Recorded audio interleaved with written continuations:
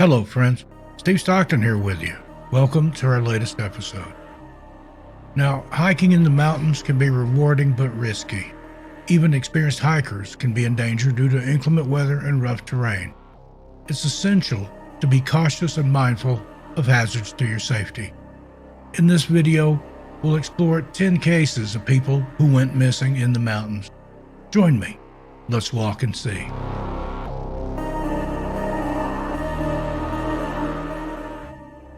First up, George Lee Mallory and Andrew Sandy Irvine went missing from Mount Everest in 1924. Two British mountaineers, George Lee Mallory and Andrew Sandy Irvine, disappeared while trying to reach the summit of Mount Everest. Mallory was an accomplished rock climber who had demonstrated his abilities as a high-altitude climber on previous expeditions to Everest in 1921 and 1922. On the other hand, Irvine lacked experience in Himalayan and high-altitude climbing, but was skilled at repairing the oxygen equipment used by the British climbers at high elevations. Mallory made two unsuccessful attempts to climb above 28,125 feet without extra oxygen, but during his third expedition, he understood their benefits. Irvine's skills in repairing equipment and his lightweight oxygen system played a vital role. Regrettably, their oxygen tanks proved to be unreliable, with a total of 38 leaks occurring that year. On June 6, 1924, Mallory and Irvine began their climb from the top of North Col at 23,100 feet after having 10 sardines for breakfast. Their objective was to reach the summit within 3 days, and they borrowed a camera from Howard Somerville. Noel Odell, a geologist, spotted Mallory and Irvine climbing the second step of the mountain skyline on June 8. Despite being at a lower altitude than anticipated, Odell was confident that they would reach the summit. However, a snow squall hit the upper slopes, and upon reaching the high camp, Odell discovered fragments of oxygen equipment in Mallory and Irvine's tent. Irvine was getting their oxygen canisters ready before embarking on their summit attempt. Regrettably, Odell never laid eyes on them again. Odell spent the entire night searching for any signs of life above him when he returned to the North Col. Unfortunately, he did not find any. It took him 2 days to climb back to Mallory and Irvine's last camp, but he had little hope of finding his fellow climbers. No one had returned to the tent, which forced the expedition to accept that Mallory and Irvine were gone forever. The summit was thought to be close at hand before news of their tragic end was revealed. They had set out from Camp 6, situated at a height of 26,700 feet, and were steadily making their way towards their goal. With their expertise, it was expected that they would exceed the previous record of 28,000 feet. Dr. Theodore Howard Somerville, who personally achieved an altitude of 28,000 feet on Mount Everest, stated that the air is very thin at 27,000 feet. To move even one step forward, one must take 10 deep breaths due to the lack of oxygen. Dr. Somerville explained that the fatigue experienced when taking a single step is similar to that of running a 100-yard dash at top speed at sea level. After Mallory and Irvine's failed expedition, there were doubts about the possibility of humans reaching the peak of Everest. Nevertheless, others persisted, knowing it was impossible to survive on the summit without artificial air. During the 1930s, emergency flares and a functioning torch were found at Mallory's campsite.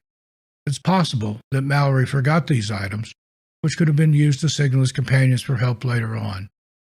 In 1999, Eric Simonson led an expedition that discovered Mallory's body at a height of 8,155 meters. However, Irvine's body and Somerville's camera, which Mallory had borrowed, are still missing somewhere on the slopes of Everest.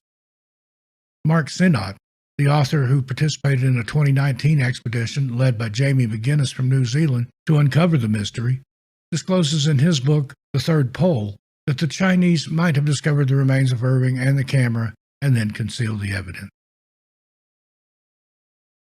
Next up, Gunther Messner went missing from Nanga Parbat in 1970. In 1970, Gunther and Reinhold Messner, a pair of brothers, endeavored to climb Nanga Parbat, the ninth tallest mountain in the world. This towering peak stands at an impressive 27,000 feet. That's 8,125 meters above sea level, situated at the western edge of the Himalayas. Known as the Mountain of Destiny, it has claimed the lives of many climbers who have attempted to scale its treacherous heights. An article by Betsy Reed in The Guardian shared the story of the two brothers who successfully reached the summit but ran out of food and water. Unfortunately, one of the brothers, Gunther, suffered from altitude sickness and hallucinations, which led to his disappearance during the climb. There have been allegations that Reinhold Messner left his brother behind.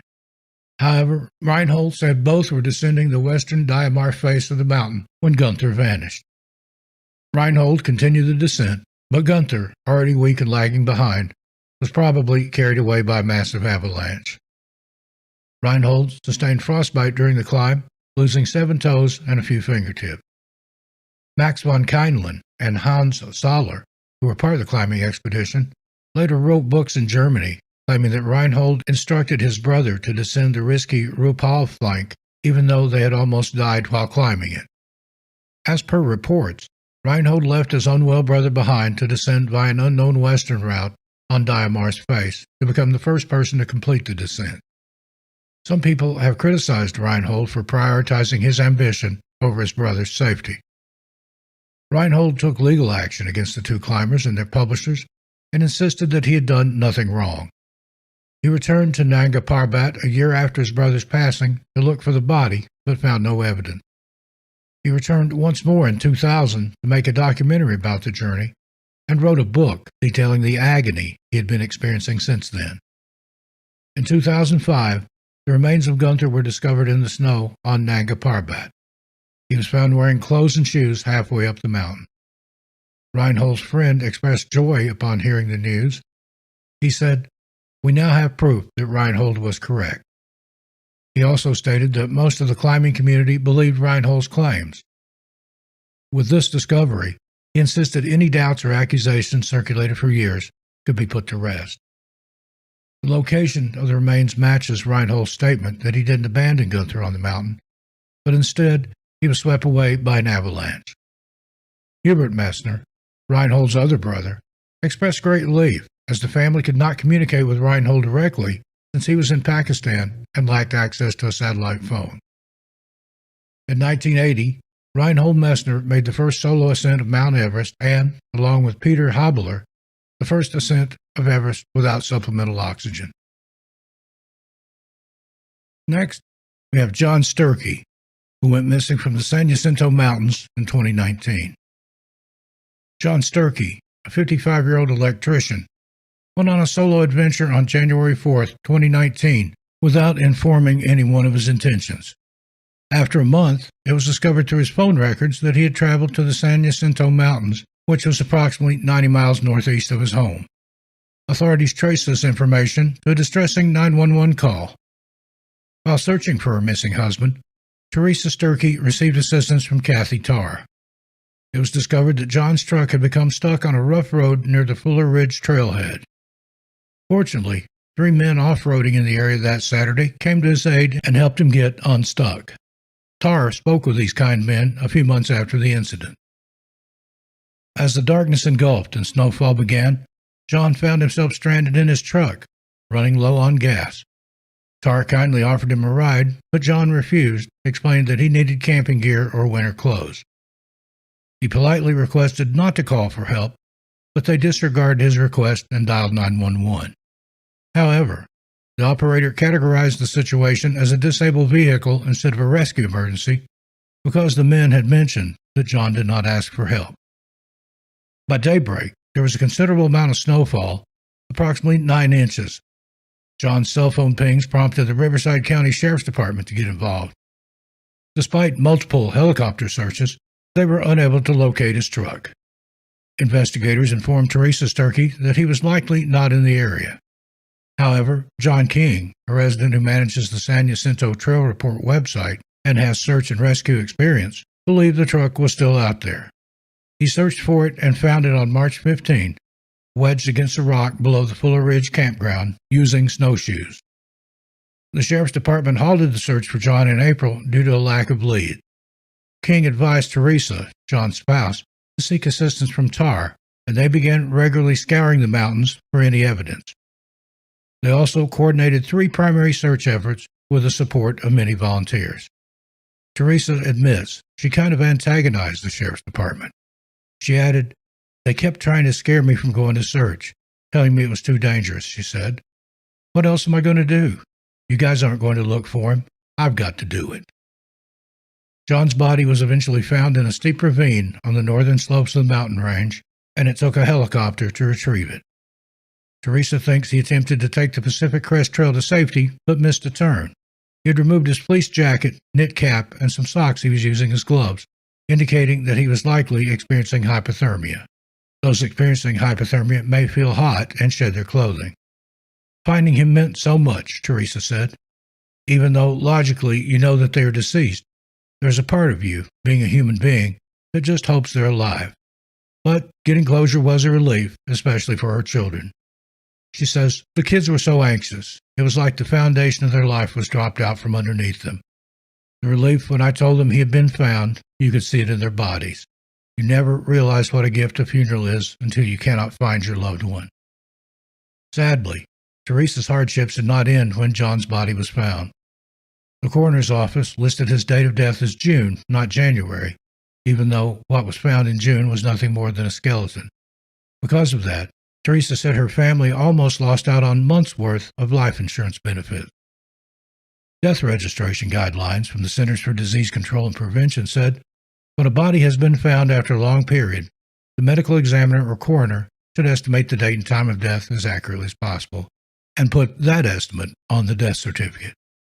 Teresa alleged that officials repeatedly refused to give her copies of their reports, which she requested because she wanted to see what areas had already been searched and then later to file life insurance and benefit claims. She said some people at the sheriff's department were helpful, and she repeatedly stressed that she's grateful to the people who found her husband and sympathetic about how hard a job the police have. However, in that agency, she added, it feels like there's this culture of not helping. Now we have Connie Johnson, who went missing on Big Fog Mountain in 2018.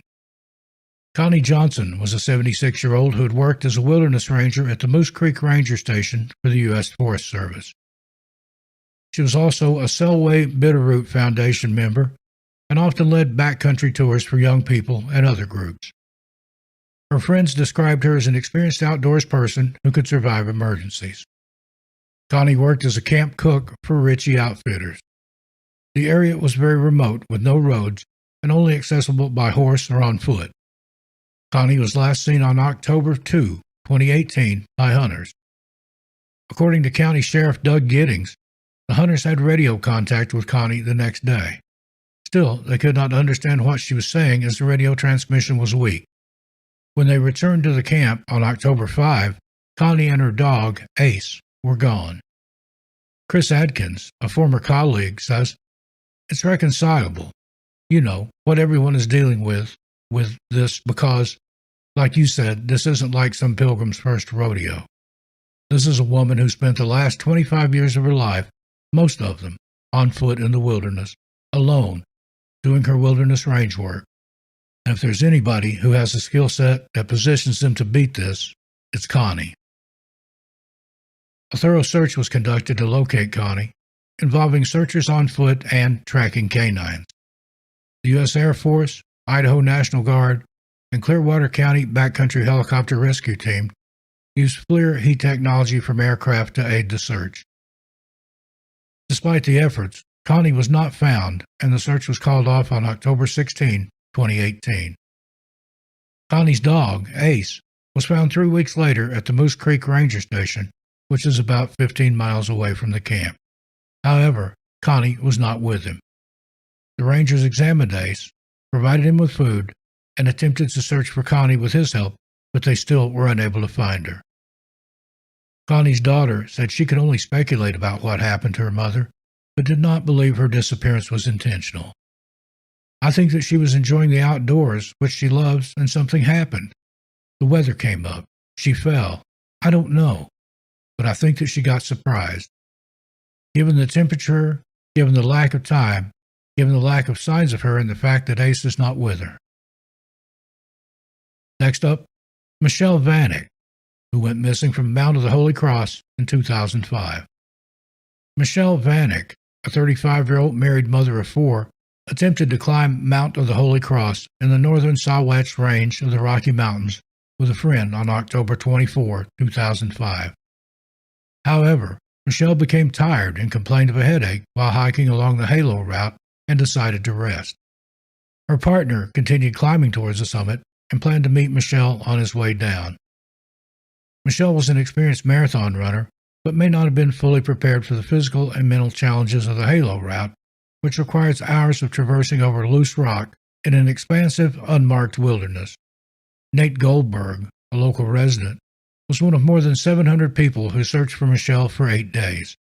Goldberg says while Michelle and her hiking partner set out to make it to the top of Mount Holy Cross, they unlikely intended to take the Halo route. According to Goldberg, it was the summer that they were putting in the new outhouse up there. So when they arrived at the trailhead in the morning, it was still dark, and there was a big crane up there.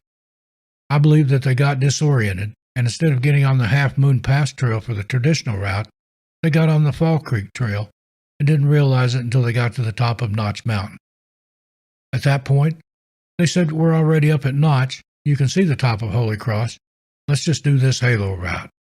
When you're looking across and seeing that route, it doesn't seem that far. Nearly 2 decades later, in August of 2022, a father and son hiking in the area discovered one of Michelle's hiking boots that had evidently been there for a long time. The leather was almost completely gone, but the sole was intact. A forensic investigation concluded it was Michelle's boot, and with this discovery, another trip to the area with a more thorough search was planned once weather permitted. On August 25, 2022, Scott Beebe of Vail Mountain Rescue set out to look for Michelle with his dog, Stryker, along with other cadaver dogs and their handlers. No further trace of Michelle was found. Investigators questioned her hiking partner, but eventually closed the case with no solid evidence that any crime had occurred. Ed Katauskas, leader of the Vail Mountain Rescue's canine team, stated, "You hope that, especially after 20 years, we're going to find something. But unfortunately, it's just the way it works with recovery operation. Nature's very good at taking us back to the earth, and it is amazing how quickly that happens in the environment. You just disappear." And now we have Jack Thomas, who went missing from the Sawtooth Range in 2016. In 2016, a 66-year-old hiker, Jack Thomas, went missing while exploring the Sawtooth Range in the Rocky Mountains. Despite the efforts of Boise and Elmore County officials, who searched for Jack for 2 weeks near the Queens River trailhead, he was not found. Jack had used a satellite GPS device to share his location on June 15th, but failed to return as planned the next day. A 2-week search for Jack ended without finding a trace of the missing hiker. 7 years later, his remains were finally found. According to Boise County Sheriff Scott Turner, backcountry hikers located some of Jack's personal items in late July of 2023. They shared the GPS location of a wallet, clothing, and a hiking boot with Elmore County officials, who determined the location was over the Boise County line. Thanks to the recovered items, Turner stated they were 99.9% certain they'd located Jack. Turner said it took a few weeks to coordinate a search effort. The agency hired Sawtooth Outfitters to lead Boise County Sheriff's Detective Max Sprague, Boise County Coroner Pam Garlock, U.S. Forest Service law enforcement personnel, Idaho Mountain Search and Rescue officials, and a cadaver dog to the site where the items were found. In an interview, the medical examiner said she could accurately identify Jack's remains due to the serial number on a medical device used in a knee replacement. She said Jack probably succumbed to hypothermia due to a fall. Next up, Ian O'Brien, who went missing from Hesperus Mountain in 2023. Ian O'Brien, a 28-year-old experienced outdoorsman and former field guide for Open Sky Wilderness Therapy and camp counselor, set out on a solo hike on June 24, 2023, to explore a path to the peak of Hesperus Mountain. He was intimately familiar with the rugged wilderness surrounding the area. Ian texted a picture of himself at the summit to his partner, Beth Henshaw, at 6 p.m. Soon after that, his cell phone and GPS tracker went dead. When he failed to return that night, Beth and friends Ashley and Mike Higgs alerted authorities. Crews began looking for Ian almost as soon as he went missing. Search efforts included dozens of boots on the ground, drones, canines, all-terrain vehicles, and multiple helicopters, including Air Force Blackhawks. Ian packed only essentials for a day trip: shorts, a tank top, his cell phone, GPS, a day pack with snacks, water, and his epilepsy medication. On September 2, 2023, at 1:40 p.m., the Montezuma County Sheriff's Office was notified that human remains had been discovered by two persons fishing in the remote area of the West Mancos River in the Echo Basin area of the San Juan National Forest, which was an area that had been extensively searched. On September 7th, the Montezuma County coroner determined the cause and manner of death to be accidental drowning. Ian's family said in an online statement, "While this is not the outcome any of us wanted, we are at peace that we have found him, and it gives us closure." Next, Adam Fusilier, Reynolds Mountain, 2023. In August of 2023, Adam Fusilier, a 32-year-old Castle Pines, Colorado rock climber, attempted a popular off-trail climb in the Logan Pass area of Glacier National Park. Rangers discovered his parked and unoccupied vehicle at Logan Pass. When Adam did not return as scheduled, Rangers were notified and a ground search was initiated on August 30. Hikers who had contact with Adam were able to share information about his location with the National Park Service ground searchers, but the search was cut short due to inclement weather. When conditions improved, aerial and ground searches using canines were conducted. Unfortunately, Adam was found deceased on September 1, 2023. In a press release, officials stated, although this was not the desired outcome, the conclusion of the search was brought about in a more timely manner because of the efforts of all who contributed. At the time of this video, Adam's cause of death remains under investigation. Next up, Julian Sands, Baldy Bowl area, 2023. Julian Sands, a 65-year-old actor, went missing on Friday, January 13, 2023, around 7:30 p.m. He had gone hiking in the Baldy Bowl area of Mount Baldy, but did not return. Julian was an experienced climber and knew the potential dangers of hiking in such challenging and strenuous terrain. Officials found his car in a nearby parking lot, presumably where he had left it before starting his hike. Search and rescue crews began an urgent search for Julian, but ground crews had to stop searching the next day due to the risk of avalanches and poor trail conditions. Inclement weather also hindered rescuers, making it challenging to conduct ground searches for extended periods.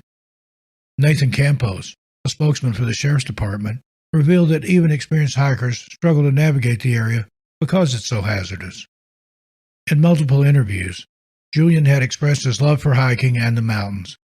During one interview in 2020, he stated that he feels the happiest when near the summit of a mountain on a beautiful chilly morning.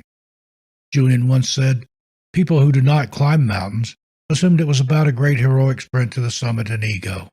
But actually, it's the reverse."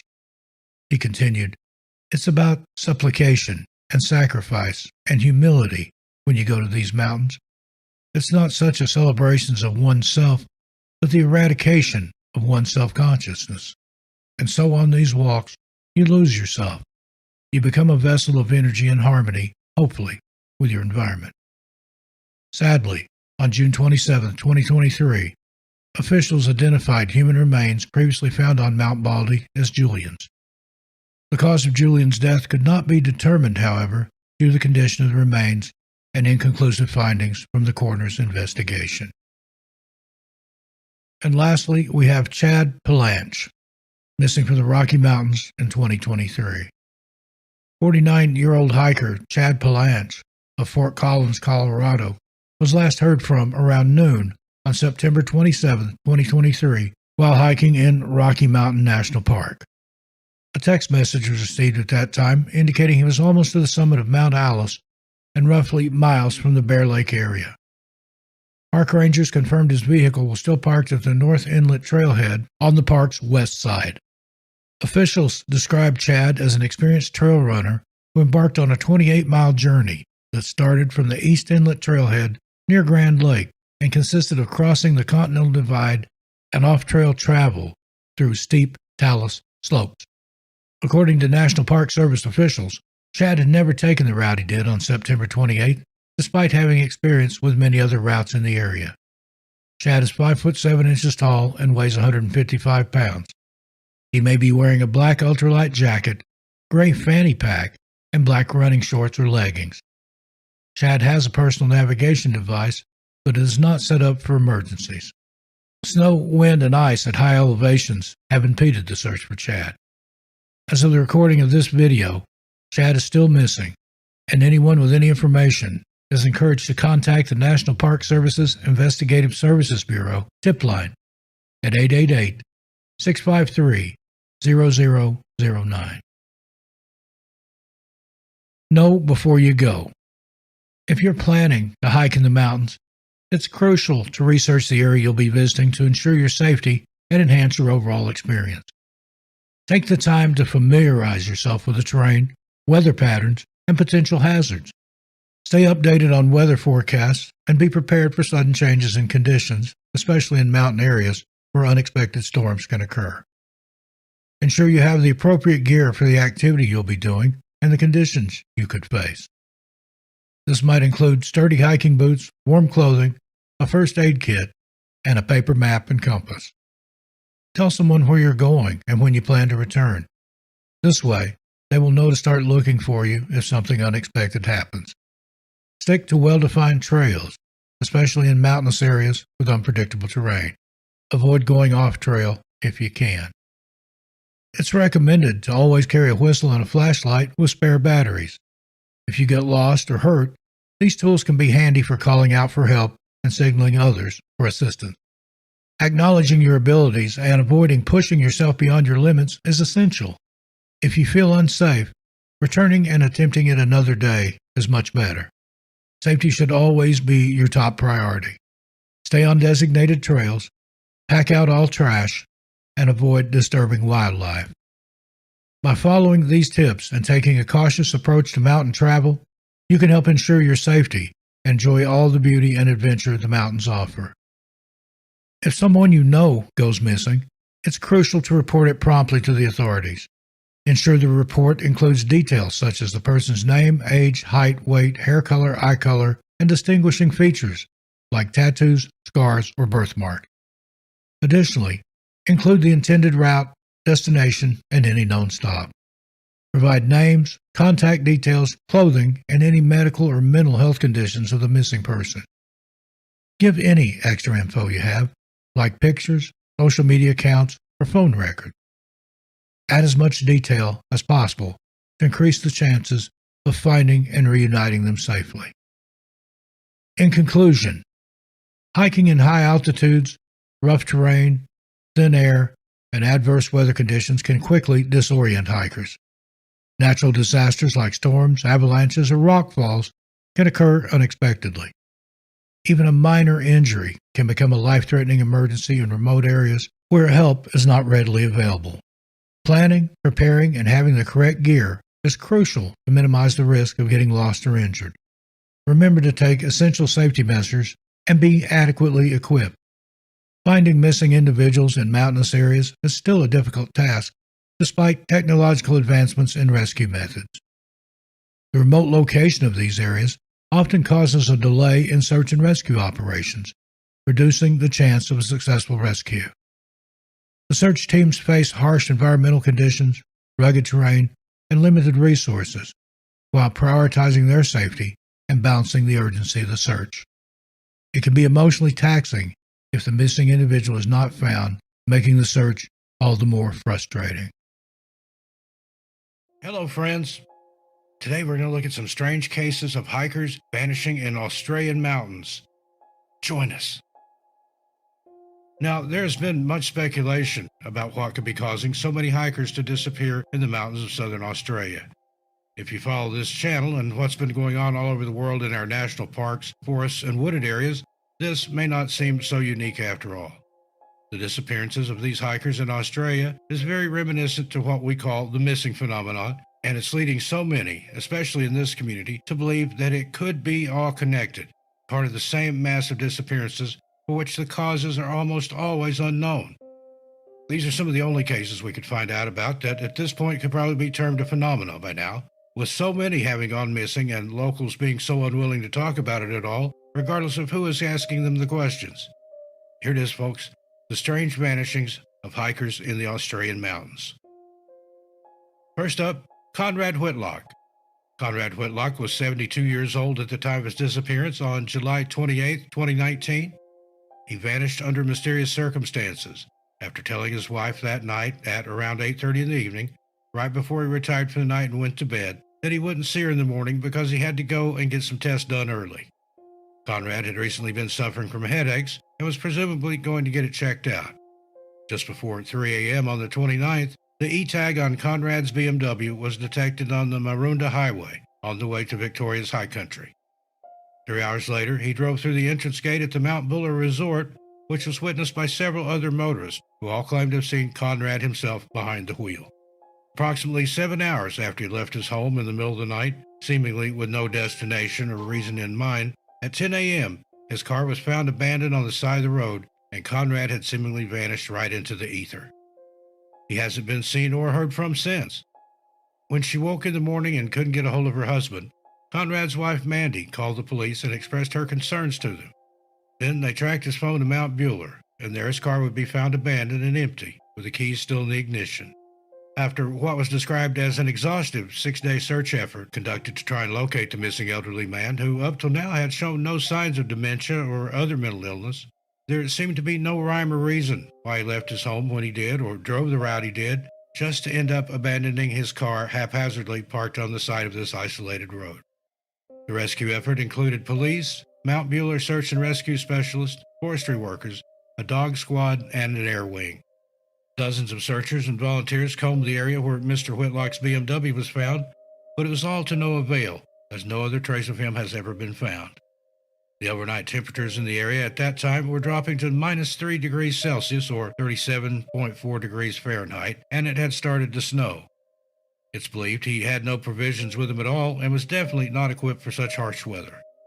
The coroner stated that, because of certain things going on in the world at that time, the pandemic, NSW cadaver dogs weren't able to join the search until months after Conrad had initially gone missing.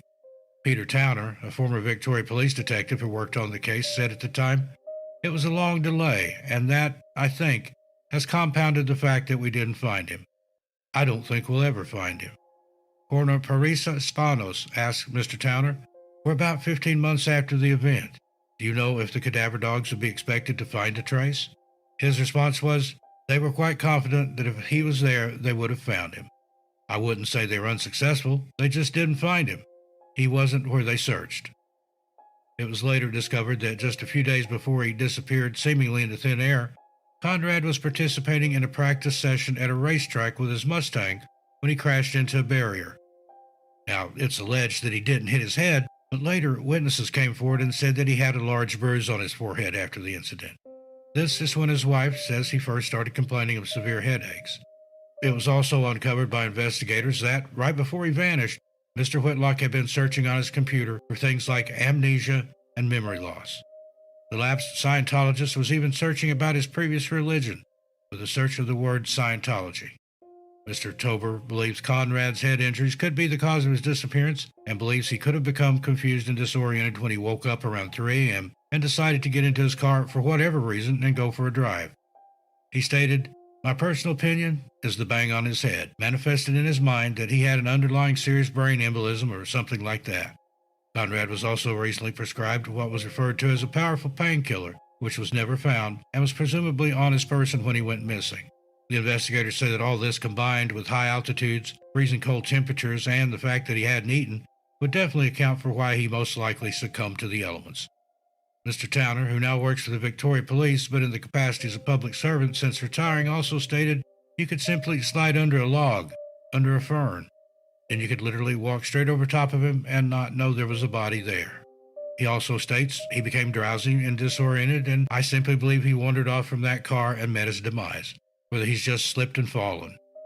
Without any other evidence, I have to believe that he's there somewhere.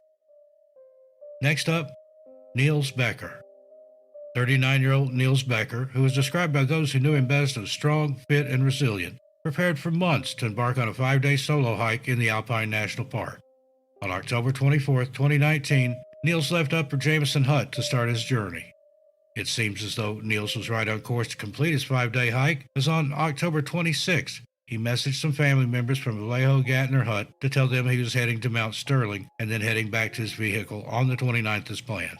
He never made it back, though, and that's where the mystery begins. Niels was reported as missing after his family hadn't heard from him in 2 weeks, as they had possibly thought he simply needed more time. Being as he was usually very independent and an avid outdoorsman, especially when it came to hiking, they weren't at first concerned.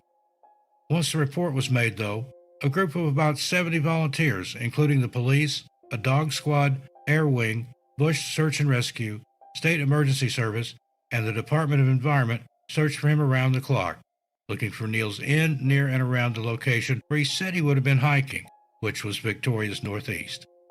They searched the entire week until the weekend, when the search was scaled back significantly, mainly due to the temperatures in the bush at night. Senior Sergeant Damian Keegan said authorities were still appealing to the public for information. Like with any of those searches, we always strive to return loved ones back to their family, he says. We'll continue on with that view, and that at some stage we'll be able to find Niels and be able to give some closure to the family. Senior Sergeant Keegan said the police had a few theories as to what could have possibly happened to Niels Becker. The theories mainly dealt with the freezing cold overnight temperatures and the fact that Niels could have walked out of the search area and succumbed to hypothermia and therefore never been found. This is very likely because nobody was sure which route he was taking to get back to his car. Niels' parents, Johanna and Piers Becker, said their son had meticulously planned the hike for an entire 6 months before heading out and chose the dates he did because he wanted to spend his 39th birthday walking in Victoria's high country. They said he'd been training by walking around Melbourne carrying a rucksack. They also talked about Niels having a high affinity for the high country and how he'd hiked it many times before with no issues or concerns. This was to be the longest hike he'd ever gone on alone, though. Niels loved writing and performing Christian music and lived at home with his parents. Last week I was so optimistic, and my daughter said he'll come out with an epic story. But I think after Tuesday and yesterday, well, we're not so optimistic, Johanna Becker said. His father, Pierre, stated, he's a bit of an independent person. He writes a lot of poetry. A lot of the writing is about the high country around Mount Bueller. Niels' parents asked for anyone with any information to please come forward to the police, especially if they remember having had contact with a solo hiker in that specific or surrounding area. Next up is Warren Meyer. On the morning of March 23, 2008, 57-year-old Warren Meyer left his home to go for a simple hike to enjoy the new spring air. While no one is sure exactly which hike in the Yarra Ranges this very experienced hiker chose to take, there were only 2, with each one able to be completed in about 4 hours or so. Warren's wife kissed him and waved goodbye, expecting him to return in a little more than a 4-hour time frame.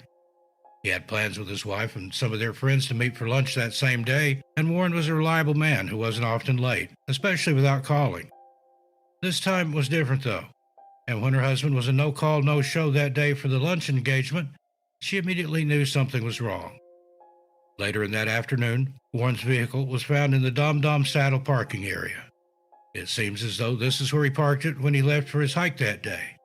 Warren Meyer ran a successful civil engineering consultancy business in Elwood, Melbourne, Victoria, Australia, and had no reason whatsoever to have disappeared of his own accord.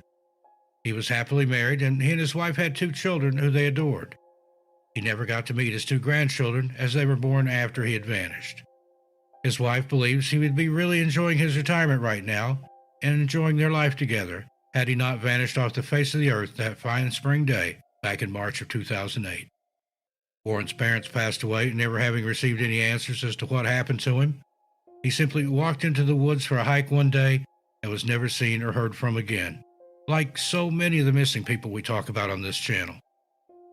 After waiting years to finally have a ruling on how the case was handled and what avenues were taken to ascertain what could have happened to her husband, Ms. Myers received, unsurprisingly, according to her own words, a very unsatisfactory explanation. The inquest determined Warren's date of death was unidentified, his manner of death undetermined, and the place of death unknown. Unbelievable. There are many other factors and concerns the family have about how this case was handled, but to get into the minutiae of each and everything believed by the family to have been mishandled in Warren's disappearance might take away from one simple fact. The fact at the heart of the matter itself. Warren Myers simply vanished, and there's no information whatsoever to even allude to where he may have gone and what might have happened to him. So, as all these hikers continue to vanish, rumor and speculation run rampant through the surrounding towns. Is there someone taking people? Feral humans? Are there cryptids, known or unknown, that are responsible? Is it all or none of the above? Something else entirely? We might never know the answers, as the mountains and forests hold their secrets close. All we can do is continue to search, never giving up in our quest for finding the answers and perhaps bringing some peace of mind and possibly closure to the families of the victims. What is really going on here? Again, there isn't much hope in finding answers. Places so beautiful and majestic create their own legends, ones which outsiders may not know or even hear about. Wild speculation, oftentimes well-intentioned, but more harmful than good for the most part, leads to so many rabbit holes. Rabbit holes which we will continue to jump down into and report on the mysteries we find there. What's out there at night, in the darkness of the unpredictable wilderness? The authorities often say it's mere coincidence. All these people went missing under strange and mysterious circumstances, never to be seen or heard from again, as if vanishing off the face of the earth is a perfectly ordinary thing. Hello, friends. In this episode of Unsolved Disappearances, we're discussing something a little different. While the majority of missing person cases we cover involve our national parks or forests or wilderness recreation areas, we offer these following cases as proof that people can and do go missing anywhere at any time. And this is nothing new. It's been happening for decades. Join us as we discuss missing farmers. Charles Ashmore lived in the town of Troy in New York State, United States, with his wife, mother, and minor son who was 16 years old, and his 2 adult daughters. Now, the family was very wealthy and respectable members of their community. Depending on who you ask, either in the year 1871 or 1872, the Ashmores moved from Troy, New York, to Richmond, Indiana, and 2 years later, Charles bought a farm in nearby Quincy, which he and his family settled on. Right next to their farmhouse, there was a creek, which brought the family their fresh, cold spring water no matter what the season. Around 9 o'clock on this particular evening, the night of November 9th, 1878, while the family all sat by the fire after supper, either conversing or possibly reading a book as a family or some type of entertainment that happened in the late 1800s, Charles Ashmore Jr. got up from the fire, and for the family, he was going to fetch himself a bit of water from the creek. He grabbed a clean tin can from the kitchen and walked out of the house. After waiting a very long time for the younger Charles to return from the stream, the elder Charles, his father, took the oldest daughter, Martha, with him, lit a lantern, and went off in search of the young man. It was early November, and a light snow had fallen outside, and though it lent greatly to the terrible cold both Martha and Charles Sr. felt right down to their very bones, it didn't deter them. It seemed the snow was a blessing in disguise, however, as in its light dusting, all along the ground it formed a path which showed the footprints of 16-year-old Charles Ashmore Jr. Father and daughter team dutifully followed the path the entire time, calling out the young man's name. All to no avail, as there was no returned response, and the tracks led to nowhere. Literally, they led nowhere.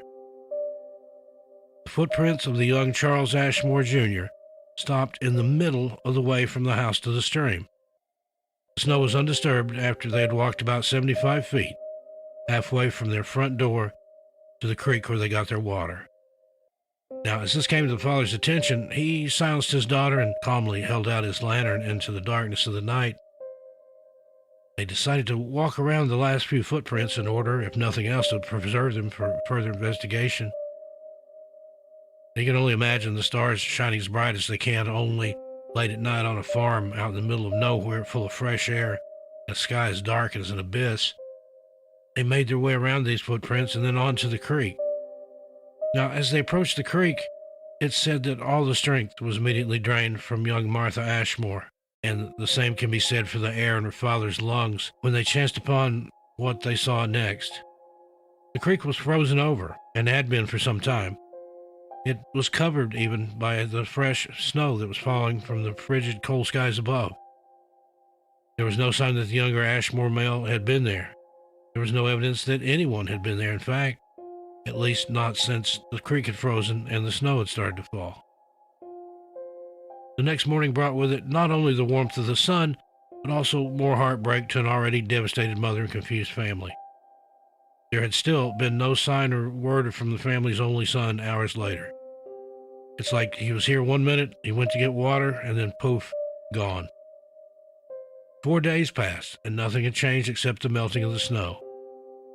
Miss Ashmore, Charles Jr.'s mother, had went to the creek to fetch herself some water. No one was around at that time to get it for, as they had been previously. She had been hesitant to leave the house and go near where her son had gone missing. Today, though, it was unavoidable if she wanted a drink. But the closer she got to the creek, the faster her heart began to beat. About halfway there, in fact, right around the same area where the last footprints of her son were seen, even though they had been washed away by the elements and the melting snow, she began to hear Charles Jr.'s voice calling for help. Help me. As sure as a mother could be, not just of what she was hearing, but of what she was feeling as well. Her mother's intuition, you might call it. She was sure of it. Her son was right there near the creek, and though she couldn't yet see him, she could hear him very well, calling out for help. Help me. It seemed, however, that the closer she got to the creek, the stranger things became. As she called out to her son again and again, and then silenced herself to listen from which direction his cries were coming from, it suddenly seemed like they were coming from everywhere all at once, Help me. but somehow also from nowhere, as she still couldn't see him. Not a single sign of him. Finally, the woman ran home as fast as her legs could carry her to wait for her husband to get home so she could tell him what she'd heard. Now, she was obviously very confused and nervous. After all, she had just heard the voice of her son calling to her for help, yet couldn't figure out where the voice was coming from. Actually, was he calling for help? Was he there at all? When questioned later on about what she'd heard and experienced, all of which was chalked up to a delirious woman, unfortunately a common diagnosis at the time, this was a mother who was so heartbroken over the loss of her only son and youngest child that she had gone momentarily mad, hallucinating that she had heard him calling to her. Now, this opinion was further backed up, at least by some, as when she was asked what she heard, she exclaimed that she wasn't sure of what her son was actually saying, other than that he was actually calling for her. She had stated that his words were entirely clear. She heard them as though he were standing right next to her, yet she also remembered not understanding what those words were, strangely. Was something supernatural going on here? Now, in the next few months, with no discernible pattern, other members of the family would, at random times, hear the voice of young Charles Ashmore Jr. calling out for help. Though the voice always seemed to be coming near the creek where he had seemingly disappeared, the closer they got to the voice, the farther away it seemed to move until, by all appearances, it blinked right out of existence. Again, this fell in line with what the mother claimed to have experienced. One thing each person in the family who heard the voice knew for absolute certain, however, is that the voice they were hearing was definitely that of the younger Ashmore. And again, no one was ever able to repeat what he had said, for though they claim his voice was so clear, it was as if he were standing right there. At the same time, it had still been too far away for them to understand the words. Even if he had been giving directions to his family wasn't able to comprehend them. No, this sounds strange. The sounds of help calling from the creek went on intermittently through the rest of the winter and spring, and would seemingly pick a family member at random to experience this and hear these words. Come summer, though, The calling voice seemed to come at further and further intervals, until finally, at the point of around about a year later, it stopped altogether. Charles Ashmore Jr. was never seen or heard from again, and no one was ever able to say exactly what had happened to him. No one even had a reasonable idea as to who or what the culprit could have been. So there was no choice but for the family to move on, with a devastating loss not only to their family unit, but to their very hearts and souls. Now, in the magazine Fate, in June of 1953, a very similar disappearance story was published. Depending on who you ask, you'll hear people swear to the truth of the legend, and still others will attest the story has been thoroughly debunked. Whatever you choose to believe about what happened to David Lang and his family, whether it be a well-written story which originated in the late 1800s, or a true account of something that really happened to a man in the same time period, I hope we can all certainly agree we are hearing more and more true stories just like this in modern times. In Fate magazine, the article was called How My Father Disappeared, and was allegedly taken straight from an interview with the daughter of the man who was said to have vanished into thin air. Now, she was a witness to the strange happenings that day and the days to come. Her name was Sarah Lang, and the story of her father disappearing mid-step right in front of her very eyes is one of legend, whether true or not. This is what she allegedly told the journalist interviewing her. On September 23, 1880, a farmer named David Lang was walking through a field not far from his house. His two young children, George and the aforementioned Sarah, played in the courtyard between where their mother, his wife, stood on the porch, and where he, their father, was walking in the field. Right at this moment in time, two men, a lawyer named Judge August Peck and his brother-in-law, whose name has since been lost to the mists of time and retelling, were approaching the house in a horse-drawn vehicle.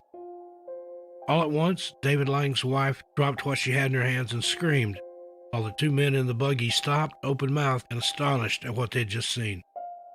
Children also froze in shock and terror. Right before no fewer than 5 sets of eyes, which were almost exclusively on him, David Lang disappeared into thin air in mid-step right off the face of the earth. Despite there being a very intense search, no trace of him was ever found. There were no holes, no wells, no place that a man could have disappeared. However, it's said for years after this unexplained and terrifying incident, the family, the children in particular, would hear the voice of their father calling out for help. Though his words seemed to be clear, they were indiscernible, and the children nor anyone else who heard these intermittent cries could ever make out exactly what David was trying to say. A few years later, a circle with a diameter of about 15 feet appeared, seemingly out of nowhere, on the exact same spot where David is said to have taken his last steps here on Earth as we know it. He was never seen again, and just as quickly as the voices started manifesting, they abruptly stopped, and he was never heard from again either. Now, some people believe that the inability to corroborate any details in the Lang story is the reason so many still consider it to be just a retelling of an old fiction story written by popular author Ambrose Bierce back in the day. While the story itself is unreliable, with no record even of a David Lang or a Judge Peck anywhere in the county of Sumner, the similarities in the above cases is undeniable, however, and the Ashmores did exist and young Christian did go missing. It's a matter of historical record. As far as the details, though, who knows? So could each of these men have crossed perhaps into an alternate dimension? Is this why their voices were seemingly heard right in front of multiple witnesses? As clear as day at first, until they finally couldn't be heard anymore or understood? It's hard to disassemble facts and evidence in cases which took place so long ago. Many witnesses have long since perished, and records had a way of being destroyed throughout history, purposely or not. Example, in Fentress County, where my father is from, the courthouse was burned during the Civil War, with lots of marriage and death records and tax records and deeds perishing with the fire. So in those cases, there's nothing left for posterity before the Civil War. As bizarre as it is for someone to seemingly vanish without a trace, It's even more strange and even somewhat terrifying, especially to those of us in the paranormal community who are somewhat aware and think we may have some answers or at least theories as to what's happening in some of these cases, for this to happen to someone in clear and full view of other people. Not only does it seem, in most of these cases, that the person couldn't have possibly gotten far, but it's absolutely impossible for them to have gone anywhere without someone else seeing where they went. As we on this channel know and have come to understand, this seems to happen a lot. Many cases have been sprouting up in recent years as well, leading us to try and come up with our own conclusions, hypotheses, and even just our own opinions as to what in the world is happening. Not only here, but other places in the world, if it's in fact in this world and not some sort of alternate reality. Where are these people going to? I'd like to close now with one of the earliest and most well-known accounts of what I like to call unconscious extinction. In the late 1760s, in a small English town named Shepton Mallet, there lived a man in his late 70s who by all accounts was crippled with an unknown disease. He was a retired farmer, and his name was Owen Parfit. Owen was completely unable to get around without help, and usually this help was given to him by his elderly sister, who was also his primary caregiver. Now, this unnamed sister apparently was a very good caregiver, and seemed to all who knew her to love her brother very much, and who took much joy in caring for him. So, because of his disability and inability to do anything on his own, Owen spent most of his days bedridden, but some were actually spent with him enjoying one of his favorite pastimes. He simply loved to sit outside by the doorway of his home, which he shared with his sister. One very chilly and possibly rainy day, Owen was sitting with a light jacket draped over him in his usual spot by the door outside of his house, while his sister/caregiver was keeping a sporadic eye on him while also trying to get some chores around the house accomplished. Owen's sister went outside to bring him inside for lunch, but what she found was an empty chair with the jacket draped over it. At first, Owen's sister thought perhaps a neighbor had happened by and saw Owen, who maybe asked to be brought in, and maybe she hadn't heard him calling her. You see, Owen was entirely unable to move around on his own, so it would never have occurred to her that that's what he did. She searched the entire house, all the surrounding property, and then asked the neighbors, but to no avail. Owen was nowhere to be found, and no one had seen him. The neighbors did confirm that they had seen Owen sitting in his usual spot by the door in front of the house all day long, just as his sister had said. They had seen the light jacket draped over him as well. Although an investigation was conducted by the authorities at the time, to this day, no trace of Evan Parfit has ever been found. Now, where did this man go? He wasn't able to move on his own. People observed him sitting on his porch with a jacket on, and then in the twinkling of an eye, the jacket's there, Evan's gone, never to be seen again. Very strange indeed. Hello, friends. In this video, we're going to discuss the strange disappearances of some of the people you'd most likely unexpect to go missing. Park rangers. Now, we're using parks as a broad term in the scope of this video, as it could include lands protected culturally or historically, including national parks, state parks, and other designated wildlife, wilderness, and recreational areas. Different countries use different names for this position. Warden is the favorite term in Canada, Ireland, and the United Kingdom. Within the United States, the National Park Service refers to the position as a park ranger.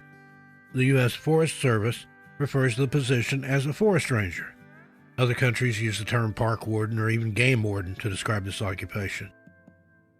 Now, the profession includes a number of disciplines and specializations, and park rangers are often required to be proficient in more than one of the following: law enforcement, emergency response, firefighting, dispatch, scientist and scholar, maintenance, and administration. These individuals, particularly those in administration, are often heavily cross-trained in several of the aforementioned areas in order to allow for knowledge of all other areas and duties under their authority. As a result, when people become lost or go missing in a park, the park rangers are usually the first ones on the scene to document the case and to start search and rescue efforts into motion. More than anyone, park rangers are very familiar with the missing person phenomenon, which happens in parks around the world, and were actually among the first to write about it. But what happens when one of these rangers themselves go missing? I invite you to join me now as we explore 5 strange cases of missing park rangers. With that said, let's begin. Number 1, Ranger Ralph W. Heath. Ralph W. Heath was a park ranger at Baxter State Park in Maine, United States, who allegedly died of exposure while attempting to rescue a woman who was lost on Mount Katahdin in 1963. On Monday, October 28th of that year, 2 women, Helen Mower and Margaret Ibisek, both from Concord, Massachusetts, took the Cathedral Trail and climbed Baxter Peak on the mountain. They reached the summit and stopped to have lunch at around 1:30 in the afternoon. When the 2 friends decided to start their hike again and head back down, they had a small argument over the route Margaret wanted to take. Helen simply wanted to go back the way they came, but Margaret wanted to bushwhack, which, very simply put, means to leave the established trail or get off the beaten path, as it were. Helen knew how risky this was, although Margaret had more hiking experience than she did, not by much, and only 3 years total. She thought it way too dangerous and stormed off to take Dudley Trail, which was the original trail they had taken to get there in the first place, and let her friend make her own mistakes and go her own way. It was a decision she would later regret very much. Margaret, on the other hand, thought she was taking a shortcut and laughed off her friend's warnings, and they went their separate ways, agreeing to meet at the Chimney Pond lean-to. When Helen reached the final destination and saw there was no sign of Margaret, she decided to wait, but got very worried very quickly. Though it was a nice and sunny day out that day, a nor'easter was blowing in, and the weather was about to very quickly take a turn for the worse. She started calling for Margaret at the headwell near and towards the mountain itself. She was pleasantly surprised when she heard her friend respond and started calling back, despite the fact she was asking for help. Margaret yelled that she was not hurt, but was stuck in the treacherous terrain and wouldn't possibly be able to continue her turn back, and pleaded with Helen to go and get some help. This is when Helen made her way to the ranger station and encountered Ranger Ralph Heath having dinner. She explained the situation, and Ralph immediately knew how dangerous that path was and how serious a problem they had. He was, however, thanking his lucky stars, in his mind at least, that there hadn't been any snowfall, at least not yet. As any other year, for as far back as he could remember, there would have been snow covering the mountain for weeks at that point in the year. Ralph followed Helen back to Chimney Point and yelled out in the direction of Margaret and instructed her in a very calm and clear voice to stay where she was and not try to move or go anywhere. Help was on the way. With the wind increasing like it was, Ralph knew that the situation could go from scary to deadly in a matter of just seconds. He had to act fast.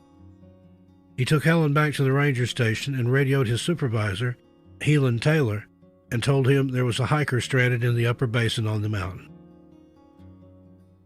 Now, a little background on Mr. Ralph Heath to show what a brave man he was indeed, and how he was definitely not someone to shy away from trouble. He served in World War II and was honorably discharged. However, a house fire destroyed everything he owned but the clothes on his back, including his discharge papers. He was redrafted to serve in the Korean War before anyone could verify he had already been discharged and had finished his service to the country. Ralph, however, went without hesitation to serve, only for his wife to decide she didn't want to deal with another tour, especially one he shouldn't have had to have gone on, and file for divorce. So, this was a man who was seeking solitude and peace in his life after all of this tragedy and heartbreak, and he absolutely loved his job as a ranger and the beauty of the mountains. Despite the weather outside becoming more and more perilous and the orders from the supervising ranger that they had to wait until morning to attempt any kind of search and rescue, Ralph decided the risk to Margaret was too great, leaving her out there all alone at night. Snow was definitely coming, and a lot of it. He decided to attempt to rescue himself, despite it being nightfall and dark outside. The temperature had drastically dropped as well. He borrowed Helen's backpack and filled it with essentials such as food, a sleeping bag, water, a parka, and extra clothes. He also took 80 feet of rope, and at 11 p.m. that same night, headed alone down Dudley Trail. It wasn't until 5 hours later, at 4 in the morning, that he reported back to Helen.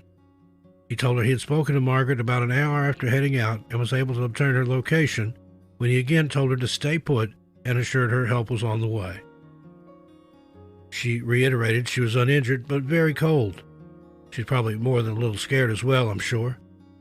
He told Helen that Margaret was near the waterfall and he wouldn't be able to reach her without more rope and more people. This was an area that even ice climbers considered treacherous and dangerous.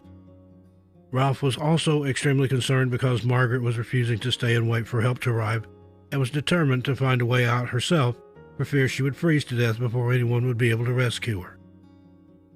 After reassuring Helen and telling her what was going on, he contacted his supervisor, Helan Taylor, and made him aware as well. Taylor dispatched the Maine Forest Service, 2 additional park rangers, and a Maine game warden. By 6 in the morning, Tuesday the 29th, an icy rain began to fall and the wind had picked up drastically. Ralph Heath ate his breakfast and then informed Helen Maurer of his plans. He was going to ascend the ravine from Chimney Pond, climb straight up the head wall and into the waterfall, where he would provide comfort to Barbara, and if he couldn't manage to rescue her himself, at least she wouldn't be scared and alone, and he would wait with her until the additional resources arrived to get them both out. Now, he was clearly putting himself at great risk, knowing it was unlikely he would be able to do anything but just sit with Margaret and wait. Yet, he did it anyway. He was truly a hero. While the plan was very reasonable, and despite being a chain smoker, Ralph was in great shape and a capable hiker and climber. However, he had hiked Dudley Trail 4 times in the last 24 hours, and it was a very strenuous and hard trail to get through. He was absolutely exhausted at this point, and shouldn't have been doing any more hiking or climbing without getting some much-needed rest. This would, after all, be a trailless climb he was planning to make. He wasn't going to leave Margaret, however, so the admonishments and warnings from his co-workers and even Helen fell on deaf ears. Ralph reached Barbara just as Hurricane Jenny reached the mountain. He sat with her for a little while and the two hunkered down. A ranger sergeant set out on foot towards Chimney Pond as well and stated that, by the time he got to just the basin, the conditions were whiteout with gale-force winds. By noon, not even the jeeps could make it to the trailhead. There was 18 inches of snow already and more falling fast. He even reported that, only halfway up the mountain, his clothes had frozen solid and literally cracked at the elbows. Having no visibility and facing merciless winds, not to mention the condition of his clothing, forced him back down the mountain. He stated he knew that both Ralph and Margaret were in some very serious trouble as help could no longer get to them. It would be impossible for them to help themselves as well. The following morning, Wednesday, October 30th, 1963, Warden Supervisor David Priest returned to Roaring Brook and set up what we today call an Incident Command Center and had at least 35 people there working at all times. All different avenues of help were brought in and explored, but nobody could do anything as the snow was still accumulating and fast on Friday morning. Flash forward to November 1st. Now it had been 5 full days since Margaret had gotten herself stuck and 4 whole days since Ralph Heath had joined her to provide comfort and possible rescue, which we know now he was unable to do. On Saturday, November 2nd, all teams and persons involved decided that any rescue attempts were futile, that they were simply wasting resources at that point. Mr. William Lowell Putnam III was one of the most experienced mountaineers in the country at the time and had been helping with the rescue effort since Friday. Finally, on Sunday, November 3rd, he made the statement that he believed Ralph and Margaret had most likely died on Tuesday and reiterated the waste of resources should they continue on this impossible trek to try and save them. It wasn't until almost 6 months later, in April of 1964, that Margaret Ivesick's body was found and finally able to be brought down the mountain and sent home. Even at this time, though, they needed chemical salts to melt the ice so as not to damage the corpse in any way, and the rescue still took an additional 3 days. It was found during the autopsy that Margaret was severely injured and hadn't survived more than a few hours due to the extreme blood loss. Her official cause of death was exsanguination. In other words, she bled out. 2 weeks later, on May 15th, they finally found Ralph's body. He was found, oddly enough, 400 feet above where Margaret was found. They airlifted him out of there, and his autopsy showed nothing at all. The coroner stated, "It looks as if he simply sat down and went to sleep," which is not uncommon when people freeze to death. Now, folks, though this was a bit of a long one, I think it's important we go over a few of the facts here. First, if Margaret had died very quickly after getting stuck where she was, how was she yelling to Ralph hours later? She had severed an artery in her leg and would have bled out within just minutes. Still, she was calling out and answering him hours after she initially got stuck. How is this even possible? She'd called out to Helen as well, even before that, and we know neither one was under any kind of duress or sick at all, so they couldn't have been hallucinating. There were no other bodies found in the area that time, and no one else had come forward claiming to have been the person stuck up there and answering or calling for help that could have been mistaken for Margaret. This is very strange, but becoming more and more common. Either search and rescue workers will hear the calls of people who are missing only to never be able to find the location of where the calls are coming from, or the person who is stuck or lost will hear search and rescue, but never seem to be able to find them either. The weather coming on so suddenly and so strong all at once is another very familiar factor when talking about the missing in the woods and the mountains. In fact, they were weeks late for any snow at all, and the weather started out that day as sunny and warm. This is just one of the many parameters we now look at while investigating the strange deaths and disappearances in the national parks. How and why did it all come on so suddenly, almost remarkably so? I guess we'll never know, but that doesn't stop us from investigating and pondering and searching for answers and the truth, though, does it? Number 2, Ranger Randy Morganson. In July of 1996, Ranger Randy Morganson was working as a backcountry ranger at Sequoia and Kings Canyon National Parks. He was the most ranger in the High Sierras, having been a backwoods ranger for 28 years at that time. On this particular day, July 21st, 1996, Randy loaded his pack and went on his routine and regular patrol of his station. He was 64 years old and in almost perfect health. Some of his co-workers even thought he was invincible and impervious to the perils that came with the job. It was just about daybreak when he headed out to patrol near Bench Lake, taking nothing with him but an old ski pole to use as a hiking stick. He was never seen or heard from again. Now, as is often the case in these strange disappearances, a sudden rain started to fall, blew up out of nowhere, got rid of any footprints or other evidence as to where Ranger Randy could have possibly gone or what could have happened to him. Over the following days, there was plenty of frustration as dogs followed scents that seemed to abruptly stop, and random pieces of gear were found in several different locations, but none could be positively linked to Randy. A FLIR helicopter equipped with an infrared camera picked up a campfire burning on a hillside, but with no one in sight tending it. Eventually, the search was called off, with no sign of Randy or a body. Then, a letter arrived at Randy and Judy Morganson's home in Sedona, Arizona, from Randy. Judy opened the letter and noted it had been postmarked 2 days after his apparent disappearance. Since there is no postal service in the national park, Judy didn't understand just how Randy could have mailed the letter. That added to the suspicions that he had simply left the area to start a new life away from the National Park Service. 13 days after Randy had been reported missing, in early August 1996, the official search, which included helicopters, dog teams, and dozens upon dozens of volunteers, was called off. Not a single trace of Randy had been found, not even a footprint. Finally, in July 2001, 5 years after the search was called off for Randy, a 19-year-old member of a California Conservation Corps trail building crew ventured off trail and found some remains. The worker found some new evidence near a creek and a gorge in the Widow Peak drainage, very near the outermost borders of the search area, below the pools of a waterfall.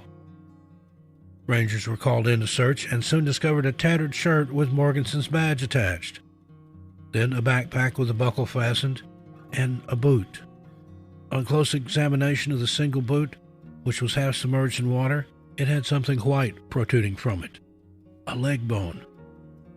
The boot and pack seemed to match the description of gear that Randy reportedly had been using that day. Teams for both investigation and recovery were flown in, and shortly after, a functioning park issue radio was discovered resting on top of the falls, not at the bottom like the other evidence. It was turned to the on position. This discovery confused matters even more. Although these remains seemed to confirm Randy had been in the mountains the whole time, investigators weren't certain whether this is where Randy had died. Rangers had remembered already searching this gorge and crossing at the exact spot where the radio was found. Retired Sierra Subdistrict Ranger Alden Nash believes Morganson had fallen through a snow bridge and broken his leg, and his body had simply been hidden beneath ice throughout the search. Weirdly, during the rescue attempt in 1996, Randy's wife Judy had dreamed of a dead man floating in a lake. I don't think it was an accident, says Eric Blem, author of The Last Season, a book about the disappearance of Randy Morganson, which is well worth a read, by the way. Blem says Randy may have wanted to appear to have died on the job just to make sure Judy, who was still his wife at the time, got the benefit from the government, a policy not honored in the case of taking one's own life. If he wanted to throw off the dogs or sucker people into believing something happened, he did a great job, Blem says. After so many years, with the bones gnawed, there's no way to say exactly what happened. The National Park Service named a peak in memory of Randy. The unofficial Mount Morganson, so named in his memory, is the first peak west of Mount Russell, a half a mile away, and just north of Mount Whitney. Mount Morganson should be distinguished from the west peak of Mount Russell, the higher of the Russell's twin summits, which are only separated by a tenth of a mile. A summit registered with the name Mount Randy Morganson, 13,920 feet, was taken to the top by two park veterans in 2007. A peak bagger named Richard Petrowski found the original register missing when he climbed Mount Morganson on June 20, 2008. He placed a temporary one that day and made a huge effort to return to the summit 1 week later with a weatherproof ammo can and a replacement journal. Barely a handful of people, if any, signed it each year. Number 3, Ranger Brendan Unit. Larimer County, Colorado Department of Natural Resources Ranger Brendan Unit, 27 years old, went missing while out searching at night for a missing boater. While there had been nothing reported about the results of the initial missing person who Brendan was looking for, it seems a sudden high wind event caused him to capsize in his boat and die of what was officially said to be freshwater drowning. Now, folks, I'm no expert, but what I do know about is the strange weather events and causes of death that just don't fit the season or the profession the person in question was in. And I'm not the only one either. Many people are wondering how professional outdoorsmen could capsize and drown. And what about this so-called strange high wind event? Why does there always seem to be a sudden change in the weather during one of these missing persons encounters? These are the things many of us in this community wonder about after seeing case after case after case. The same thing over and over again, but never with any definitive or even sensible answers. Number 4, Ranger Jeff Christensen. In July of 2005, another seasonal park ranger died under mysterious circumstances in the same county Brendan Unit passed away in as well. Jeff Christensen was conducting a routine backcountry patrol of the Lake Lawn Trailhead when he allegedly lost his footing and fell from Mummy's Range in Rocky Mountain National Park in Larimer County, Colorado. The search for the initially missing ranger lasted a little over a week, and he was found on August 6, 2005 by a hiker. The official cause of death was a left temporal skull fracture that led to a subdural hematoma. The ranger has been said to have lost his footing and died of a tragic accidental fall. He had only been on the job for 4 years and was survived by his parents. Now, is it possible for someone with at least 4 years' experience to die of something so simple? Could it be that there's something out there in our national parks and forests hunting these rangers? Perhaps they or it wants to take out the people who are going to be able to help and possibly even save the other people this mysterious predator or predators are trying to take out. We must keep searching for the truth. We owe it to all the people who die of something that is seemingly simple and accidental, but could very well be something much more sinister. Number 5, Ranger Paul Fugate. here is yet another tragic account of a park ranger who vanished mysteriously while doing his job, never to be seen or heard from again. Now, Paul was known as a rebel and even anti-establishment to a point. He stayed for weeks at a time in a small cobblestone cabin on site at the monument. He was a naturalist who did small tasks such as answering the visitors' questions and putting together trail guides. Originally, Paul worked at the Navajo Monument in Arizona, but was transferred soon after being disciplined by one of his bosses about his laziness and slovenly appearance. Apparently, this supervisor admitted in a later report that he was annoyed he couldn't technically fire Paul, and also that he hated the hippies coming in to work for the monument. Paul was charged with stealing government equipment when he took some hay home for his wife's horse. He was in an open relationship with his wife and sleeping with multiple women who were co-workers. While all of this may seem irrelevant, we must look at every aspect we can of a person's life when they go missing under such strange circumstances, especially when people in their profession are seemingly doing so at an alarming rate, and have been for a while. Before he left his post that fateful day, he left instructions with the only other staff member there that if he wasn't back by a certain time, for them to close up without him. He then walked out and down towards the area of land the park was about to acquire, one which was shrouded in problems as there had been much conflict about the 400-acre purchase with the local Apache tribe. Again, he was never seen or heard from, and no body has ever Hello, been friends. found. Steve Stockton here with you. Welcome to our latest video. In this episode, we're going to be talking about missing persons in the state of Maine. Join me. Let's walk and see. Now, Maine, with its rugged coastline, dense forest, and picturesque towns, evokes a sense of tranquility and mystery.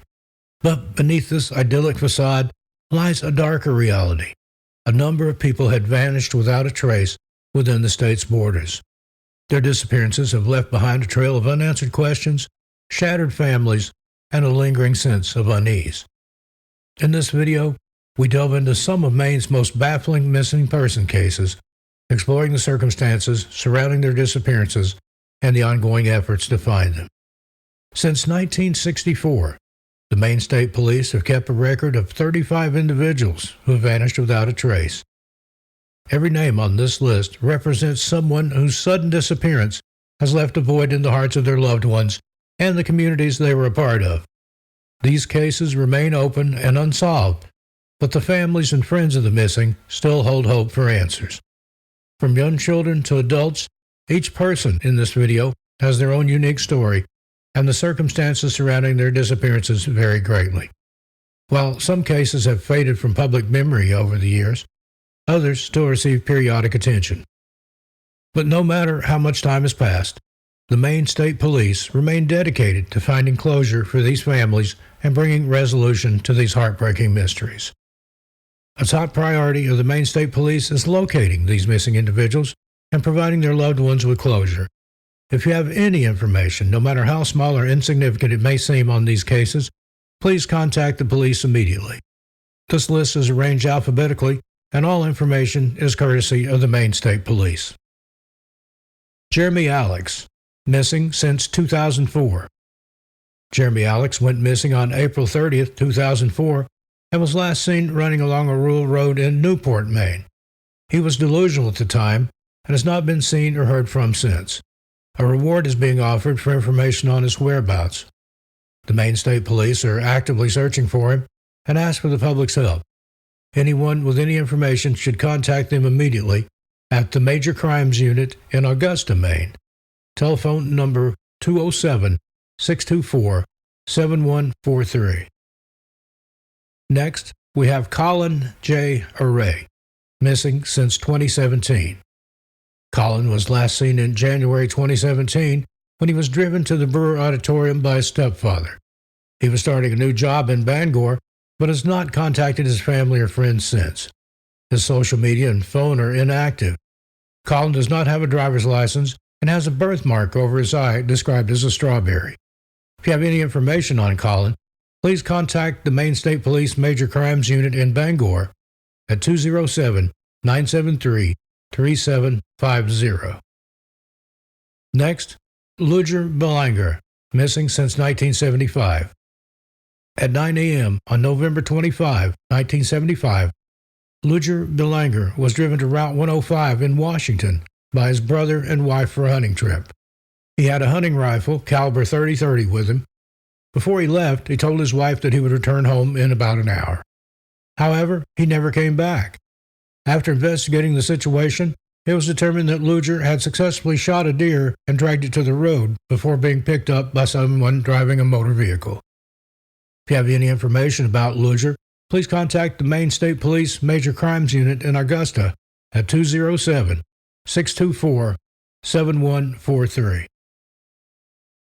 Next, Joseph Bickrest, missing since 1976. Joseph Bickrest, once a resident of Pennsylvania, made his home in Greenville, Maine, as an attorney. However, in 1976, he vanished without a trace, along with his trusty Jeep. Following his disappearance, authorities discovered that a credit card registered under his name was used in Philadelphia just 2 days later.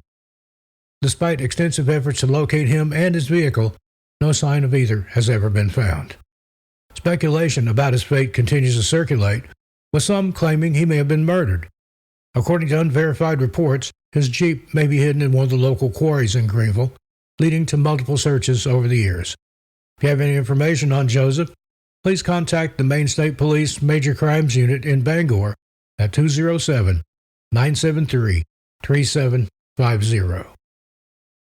Next, we have George Boardman, missing since 2000.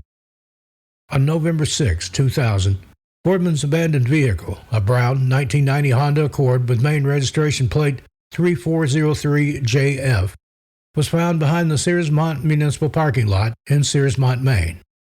Boardman resided at 392 Whitney Street in Bingham, Maine, and had been reported missing by his roommates on October 5, 2000. Despite multiple leads and interviews over the years, Boardman has never been located, and the case remains unsolved. If you have any information, please contact the Maine State Police Major Crimes Unit in Augusta at 207-624-7143. Next up, Russell Burnett, missing since 2017. On February 23, 2017, the Hancock County Sheriff's Department received a report of a missing person, Russell Burnett, age 47. According to witnesses, he was last seen 2 days prior in the area near his home at 323 Eastbrook Road in Franklin, Maine. He was on foot and had his dog with him. An extensive search has been conducted on the property and residence, but no results. If anyone has any information about Burnett's possible location, please contact the Maine State Police immediately, Major Crimes Unit South in Gray, Maine, at 207-624-7076. Next, we have Guy Carmel, missing since 2017. In March of 2017, Guy Carmel, age 66, resided at 75 Towers Road in Greenbush, Maine, before he vanished. 6 months later, the Penobscot County Sheriff's Office received a missing persons report for him. Mr. Carmel has gray hair, brown eyes, and wears glasses.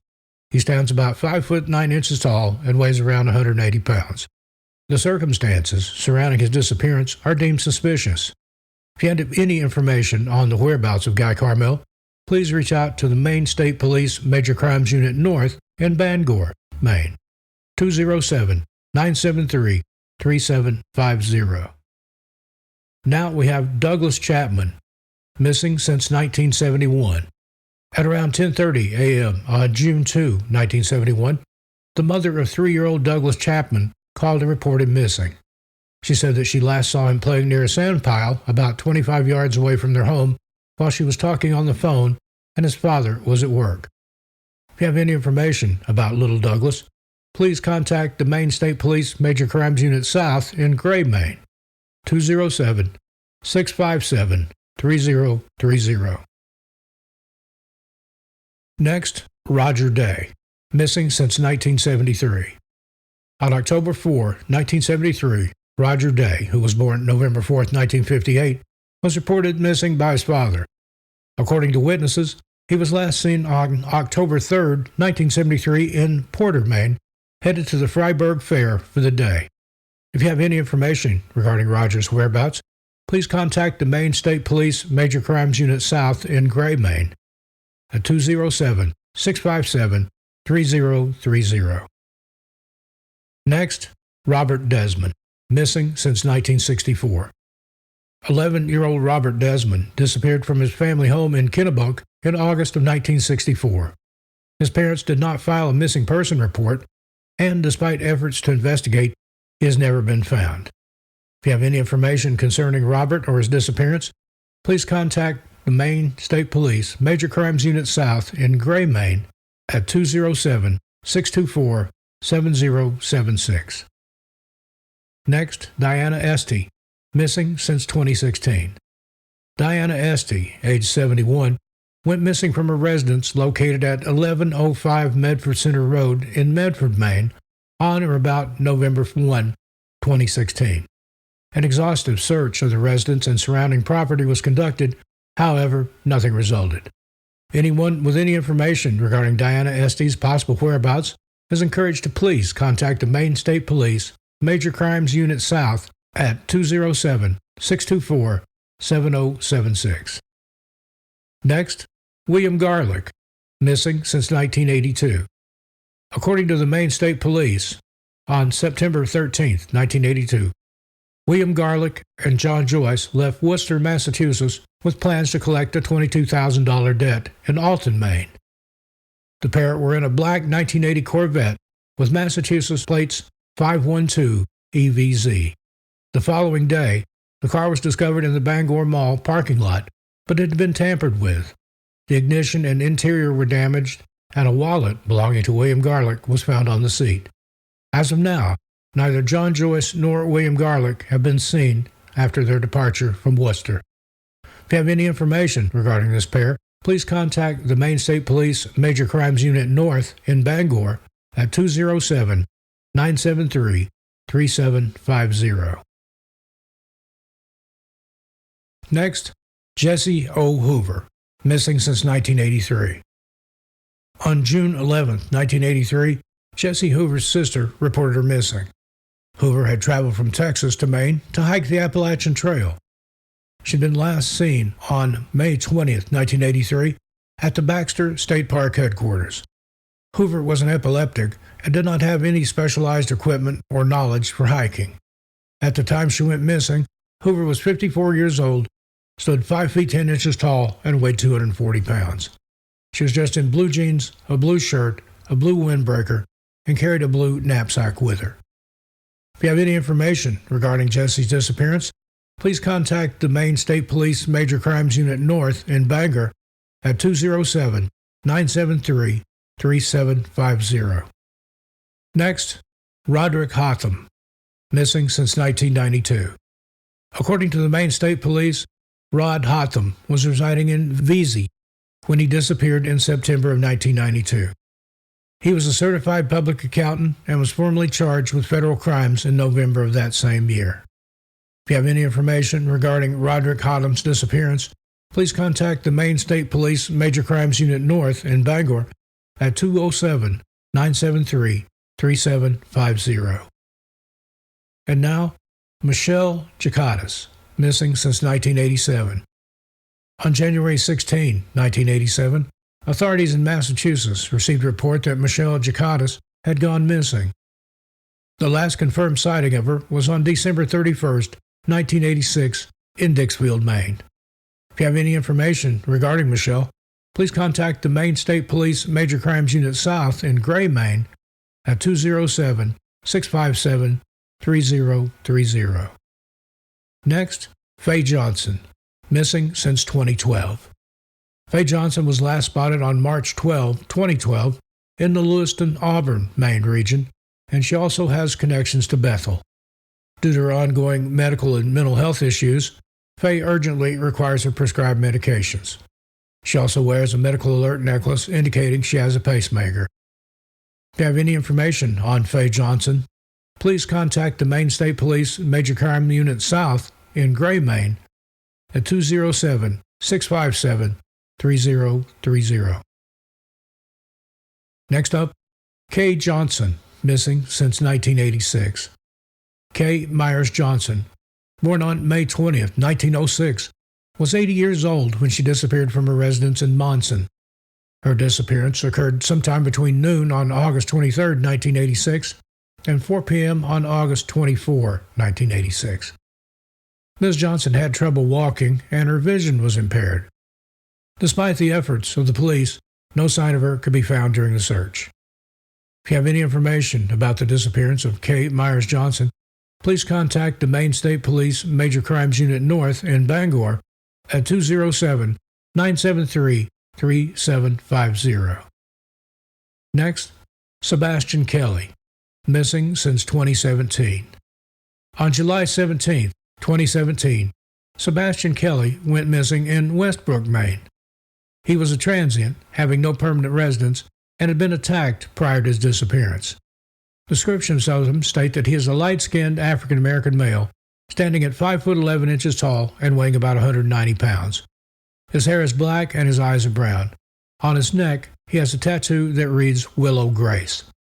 Despite ongoing investigations, his whereabouts remain unknown. If you have any information on Sebastian Kelly, please contact the Maine State Police Major Crimes Unit South in Gray, Maine at 207-624-7076. Next, Stanley Kennard, missing since 1987. In 1987, Stanley Kennard left his home in Madison and took a temporary job in southern Maine.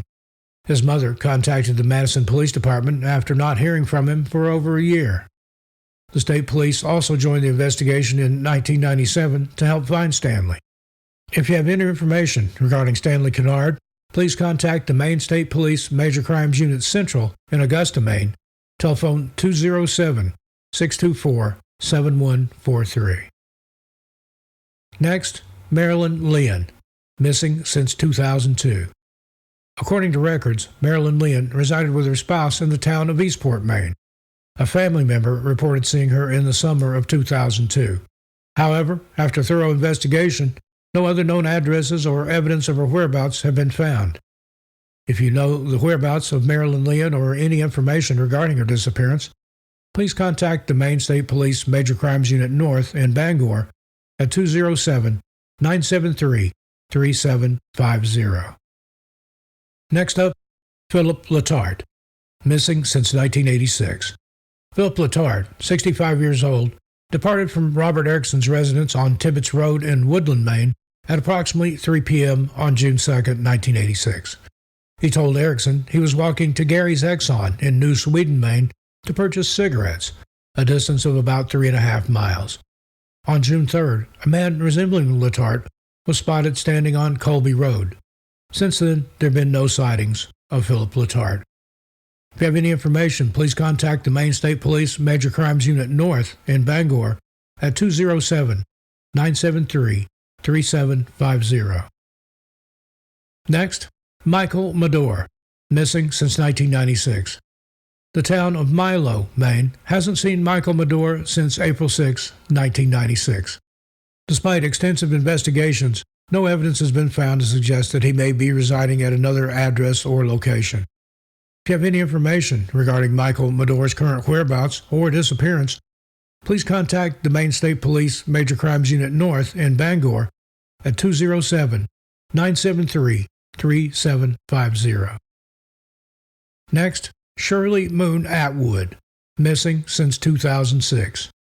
In the summer of 2006, Shirley Moon Atwood resided with her spouse, Shannon Atwood, at 534 Heartland Road in Canaan, Maine. That same month, a missing persons investigation was launched by the state police to determine the whereabouts of Cheryl Murdoch, who had recently moved in with Shannon Atwood at the same address. Tragically, Cheryl's body was discovered in August of 2006. As the investigation continued, efforts were made to find Shirley Moon Atwood. Ultimately, Shannon Atwood was charged and tried for both murders. However, prior to the trial proceedings, the murder charge against Shirley was dropped without prejudice. Although Shannon Atwood was convicted for Cheryl's murder, extensive searches have yet to uncover any trace of Shirley Moon Atwood. If you have any information regarding the whereabouts or disappearance of Shirley Moon Atwood, please contact the Maine State Police Major Crimes Unit Central in Augusta, Maine, at 207-624-7143. And now, Kimberly Moreau, missing since 1986. Kimberly Moreau, who was 17 at the time, disappeared on May 9, 1986, from Jay, Maine, where she had been seen with someone she had met earlier that day. Despite extensive searches in the surrounding area, she has not been found, and there are suspicions of foul play involved. If you have any information regarding Kimberly Moreau, please contact the Maine State Police Major Crimes Unit South in Gray, Maine, at 207-657-3030. Next, Kurt Newton, missing since 1975. On August 31, 1975, 4-year-old Kurt Newton went missing from a campground in Chain of Ponds, Maine, located near the Canadian border in northern Franklin County. He had been on a camping trip with his family at the time.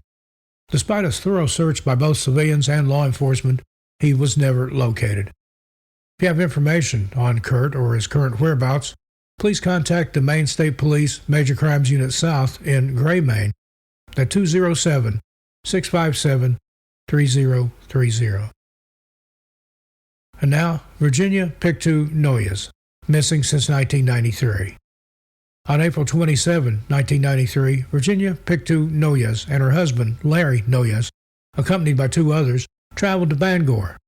After consuming a large amount of alcohol, Larry physically assaulted Virginia. He was arrested for domestic assault, and Virginia was taken to EMMC for treatment.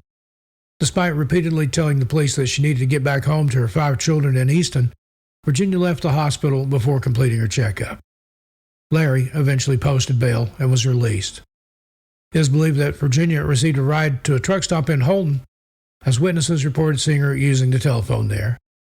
The last confirmed sighting of her was walking north through the parking lot of the truck stop. If you have any information regarding Virginia's disappearance, please contact the Maine State Police Major Crimes Unit North in Bangor at 207-973-3750. Next up, Isla Reynolds, missing since 2011. On December 17, 2011, Justin DiPietro reported his daughter, Isla Reynolds, date of birth 4/4/2010, missing from their Violet Avenue residence. After thorough investigation, authorities have eliminated any chance of Isla leaving the house of her own or being taken by someone. However, during their search, blood belonging to Isla was found in the basement of her home, and the 3 adults present at the time are not being fully cooperative with their information.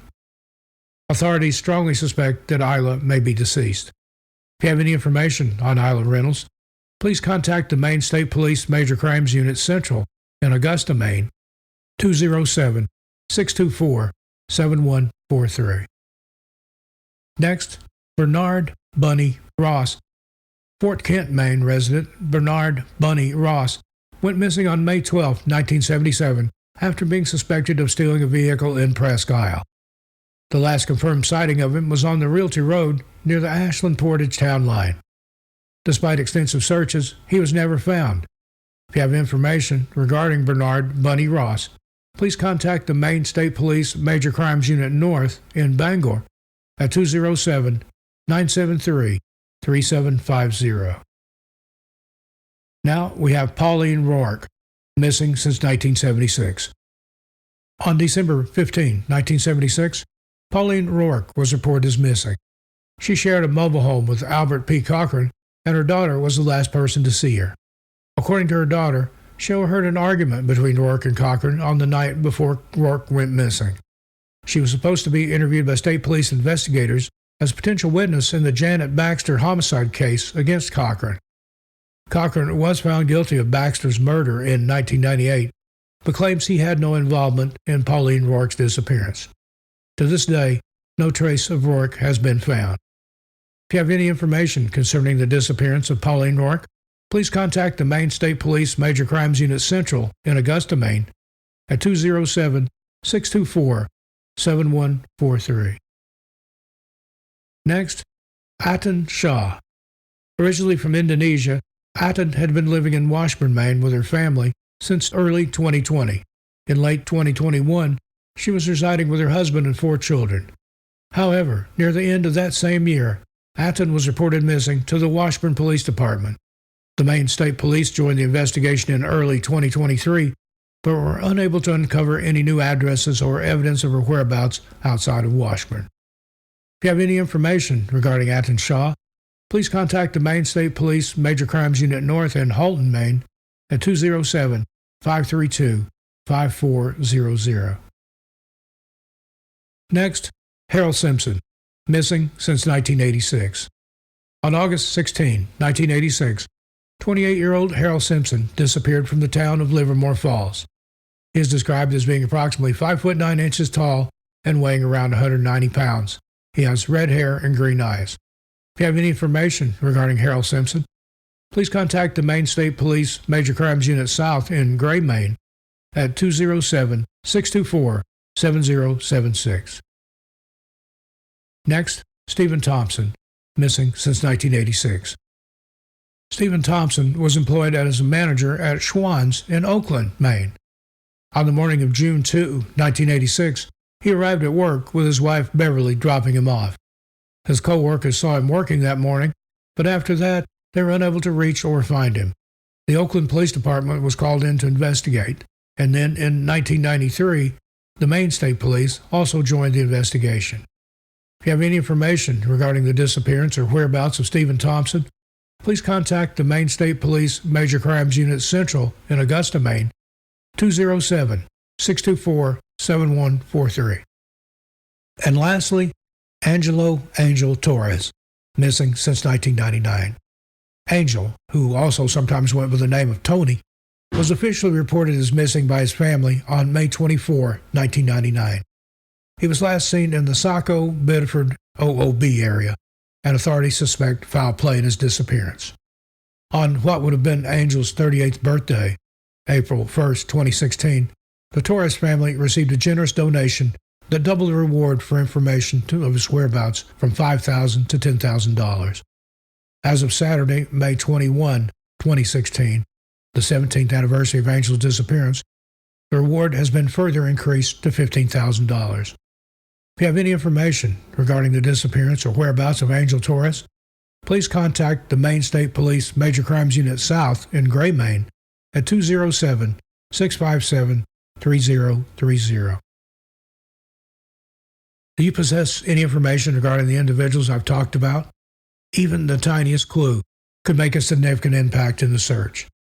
According to the Maine State Police official website, the goal of the major crime units are to locate these missing individuals and pursue justice against those who caused their disappearance or death through criminal means. The Maine State Police often utilize their Facebook page to bring attention to missing person cases, hoping to gather any helpful information or leads from the public.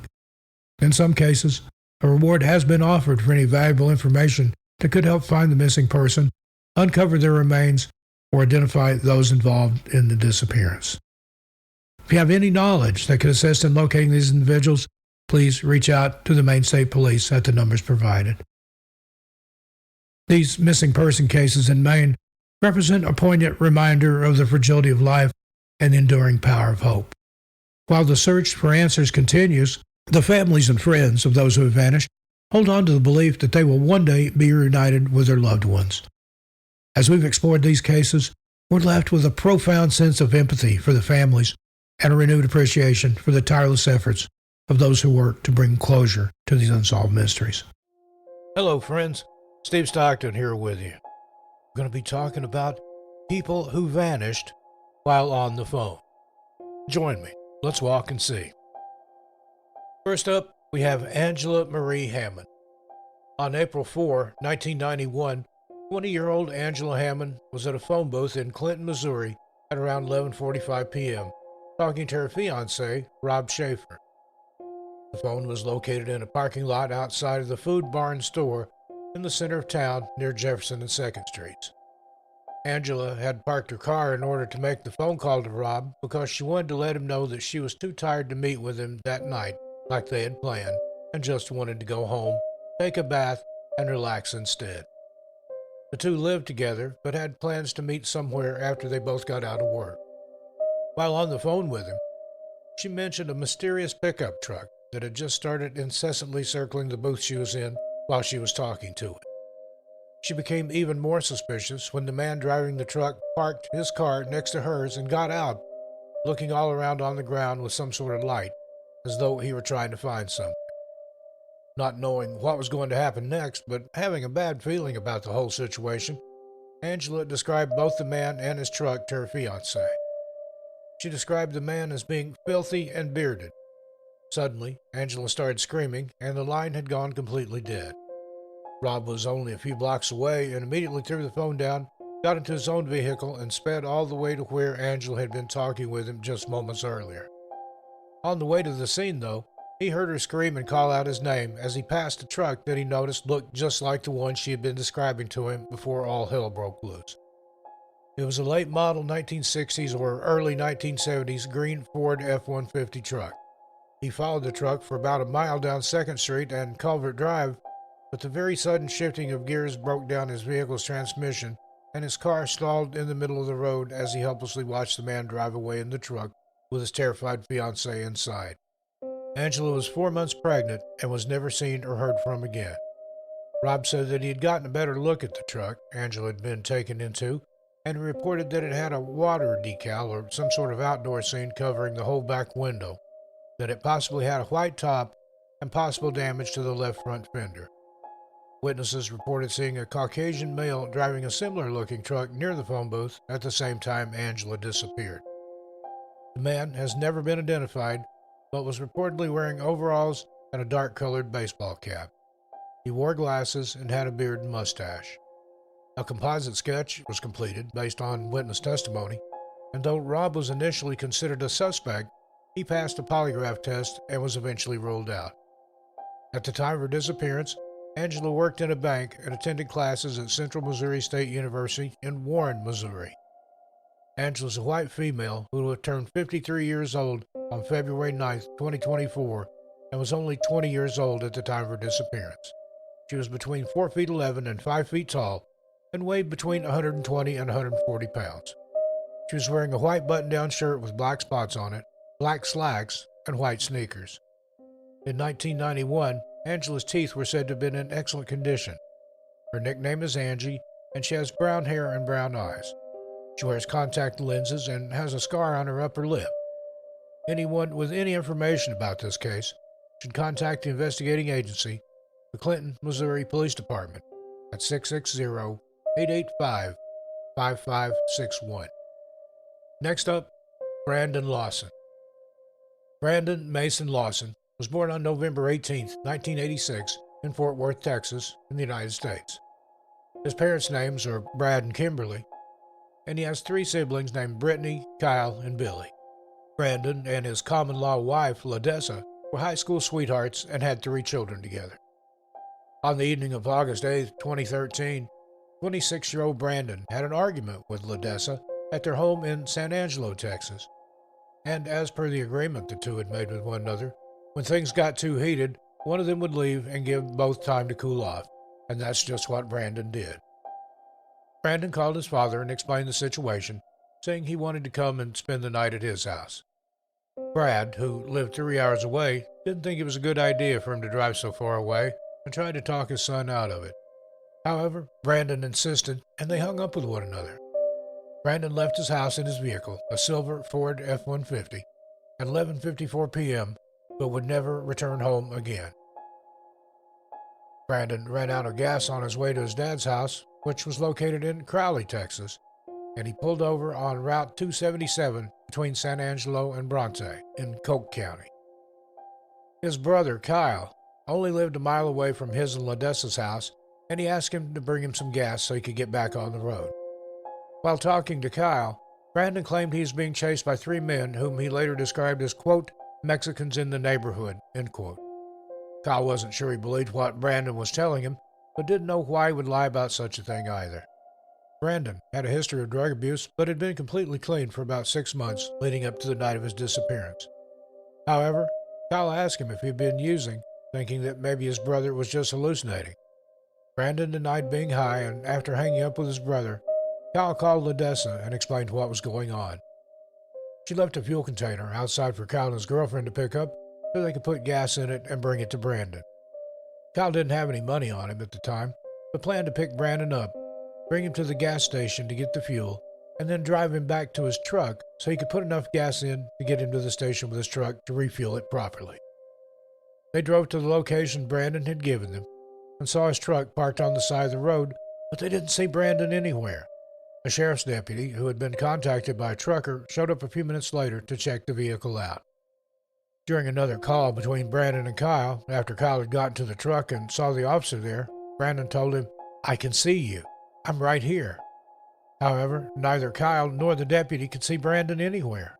When Brandon still hadn't shown up after several more minutes, Kyle thought it was possible that Brandon simply didn't want to have any contact with law enforcement because he had only recently learned that there was an outstanding warrant for his arrest. It was related to some drug charges issued to Brandon out of Johnson County years before in 2005. Many phone calls were made to and from Brandon's cell phone that night. The area had very poor cellular reception, so many of those calls either never went through or were dropped. It was at 12:30 a.m. that Brandon first called Kyle and told him he was out of gas.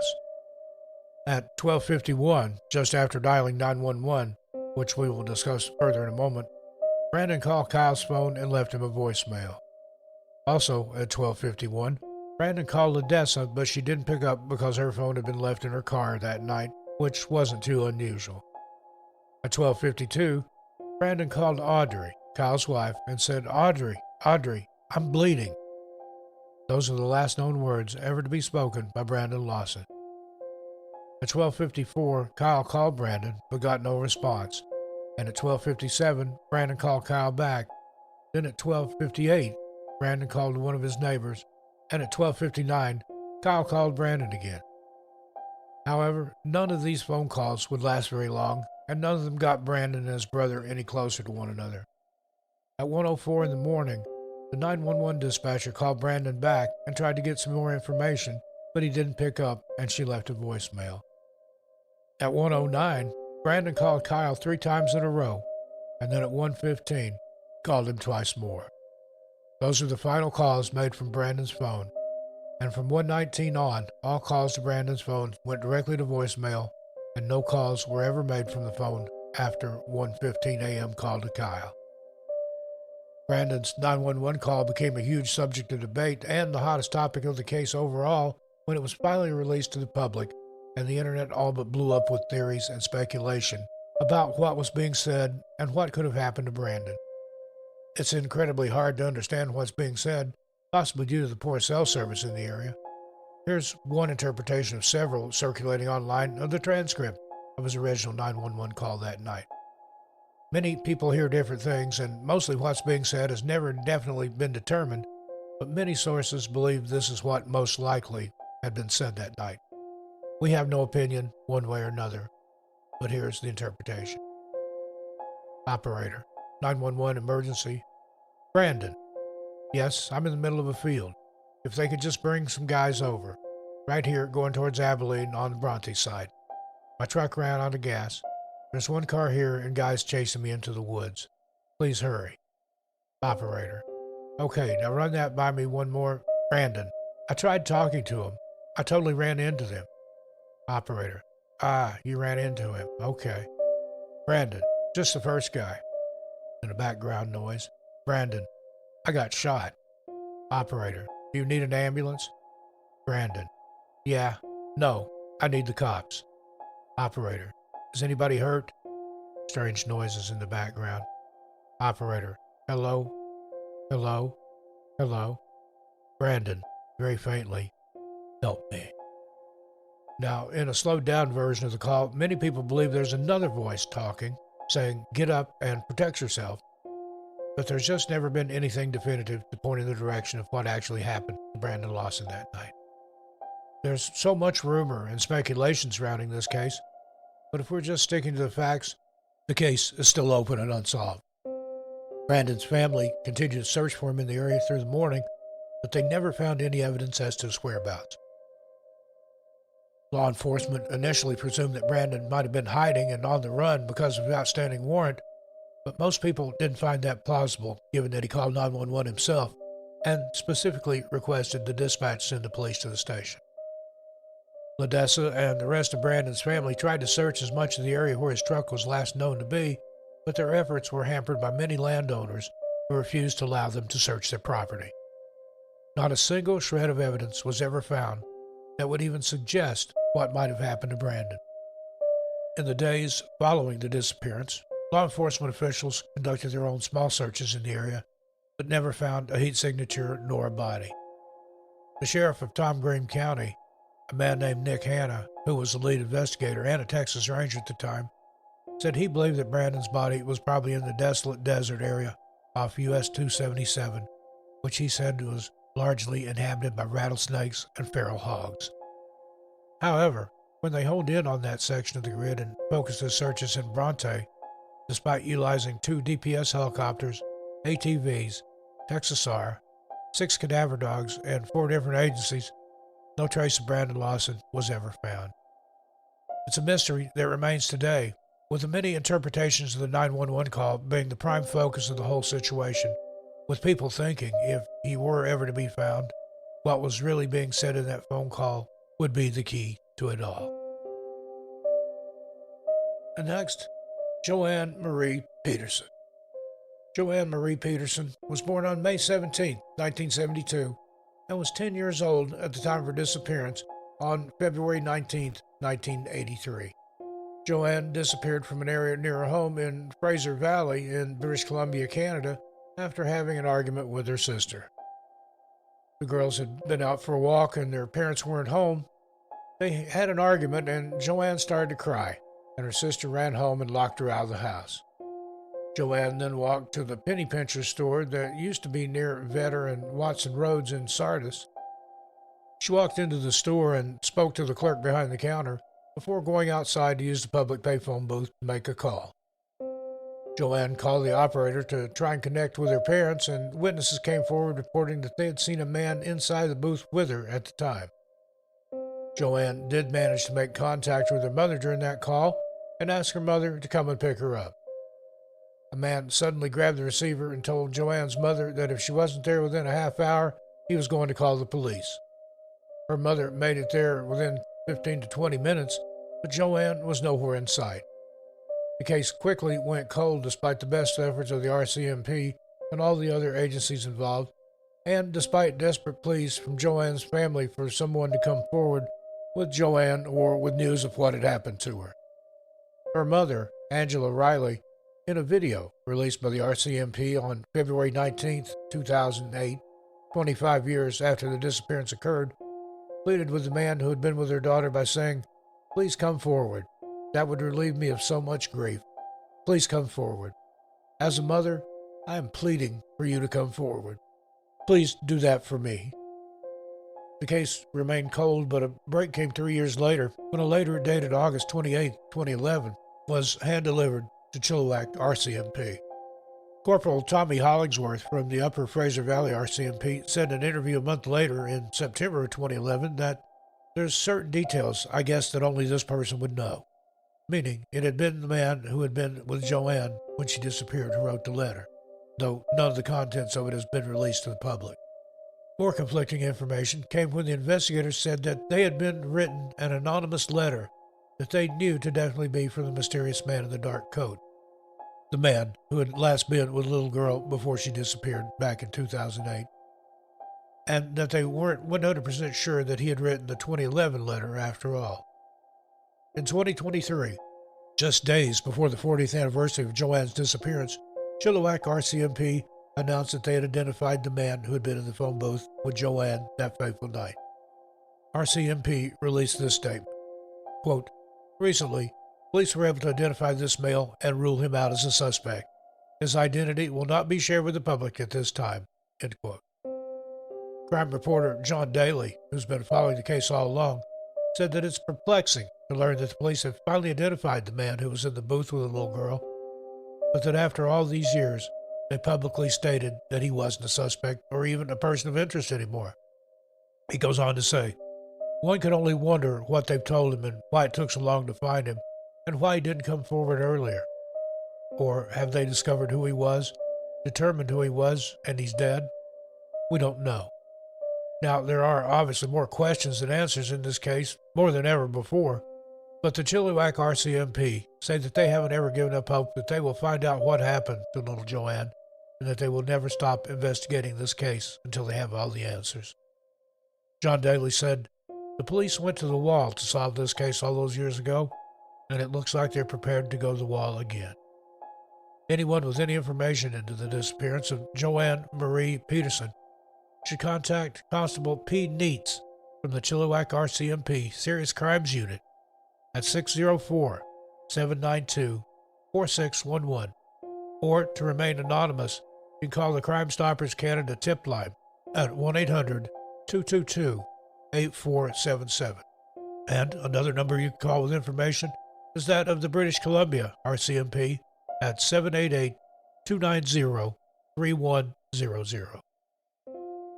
Hello friends, Steve Stockton here with you. In this episode, we're going to be taking a look at people who mysteriously vanished without a trace from their workplace. Join me. Let's walk and see. First up, we have Trevelyan Evans. Trevelyan Evans lived a very normal and quiet life in Llangollen, Wales, until the day she disappeared on June 16, 1990. Trevelyan was devoted to her husband and their son, both named Richard, and in 1989 she was finally able to make a lifelong dream come true when she turned her passion for antiques into a business and opened her own antique store called Attic Antiques. On the day she disappeared, Trevelyan had been having a seemingly normal day while purchasing groceries, interacting with customers, and doing her daily duties at the shop, seemingly until the moment she put a note on the front door saying she would be back in 2 minutes, and then she simply disappeared, never to be seen or heard from again. At approximately 12:40 in the afternoon, Trevelyan was seen purchasing a banana and an apple at a nearby grocery store, and she was then seen heading back in the direction of her shop. There was a banana peel in the wastebasket inside the antique shop, which made investigators believe that she did make it back there at some point. However, if she left the shop and went on that 2-minute errand as the note she left said she would, then why hadn't the note been removed? It's reasonable to think that she would have taken it down when she walked inside the shop, since she more than likely would have used the main entrance, which is where she had originally stuck the note. Her purse and jacket were also found inside the shop, along with several other items she had been planning to take home with her that day, but there was no sign of Trevelyan herself, nor were there any clues left behind as to her whereabouts. In the years since the disappearance, there have been alleged sightings of Trevelyan all over Europe, but not a single one of them was ever able to be confirmed. There was also a report of a still unidentified man in the shop with her on the day she disappeared, but no one knows if that was a rumor or if someone had actually come forward having witnessed it and it was true. Authorities still haven't publicly announced the identity of the man, if they ever uncovered it at all. Sadly, there's very little information about this case that can be verified as fact, and there's been a lot of rumor and speculation about Trevelyan's marriage not really having been a happy one, and other things in her life having been just a happy facade she put on to save face publicly and with friends and family. At the end of the day, Trevelyan's case is one of the most baffling missing persons cases in the United Kingdom. Next up, Kim Sue Leggett. 21-year-old Kim Leggett worked at the Ross Cotton Gin in Mercedes, Texas, and she was last seen standing outside the business before she vanished on October 9, 1948. She was employed as a secretary at the business, which was owned by her father-in-law. At around 4:30 p.m., a customer had gone into the business with a load of produce, which Kim helped him weigh. A few minutes later, another customer said they saw Kim talking to 2 unidentified males in the parking lot of Ross, standing next to her car and what looked like a white sports car. When the same customer came back a half hour later around 5 p.m. with another load to weigh, he noticed Kim wasn't there. And although her car was parked right where it had been when he weighed the produce with her earlier, the white sports car was gone. About 15 minutes after she had last been seen in the parking lot, so at around 4:45 p.m., Kim's parents received 2 phone calls telling them that Kim had been kidnapped for ransom. At first, they thought someone was playing some sort of sick joke on them, so they tried to call Ross to see if she was there, but they received no answer. This was worrying to them, understandably, as she was the secretary for that office, and it was her job to answer the phones, among other things. Her stepfather immediately got into his car and went to the business to check for her in person, but found that not only was she nowhere to be seen, he found her purse and car keys in the vehicle. Kim was in college, studying to be an x-ray technician, and her books were found inside and open on her desk. There was a pencil marking her place and a calculator out and turned on, also on her desk. By all accounts, it looked like she'd only been planning on being gone for a few minutes and then returning right back to her desk. However, she never returned, and no one would ever see Kim Leggett again, and to this day, no one knows what happened to her. Sometime after her disappearance, a ransom letter was mailed to her family, and it demanded they pay $250,000 for a safe return. While the letter appeared to be written in Kim's handwriting, it was obvious that the envelope had been written out and addressed in someone else's hand.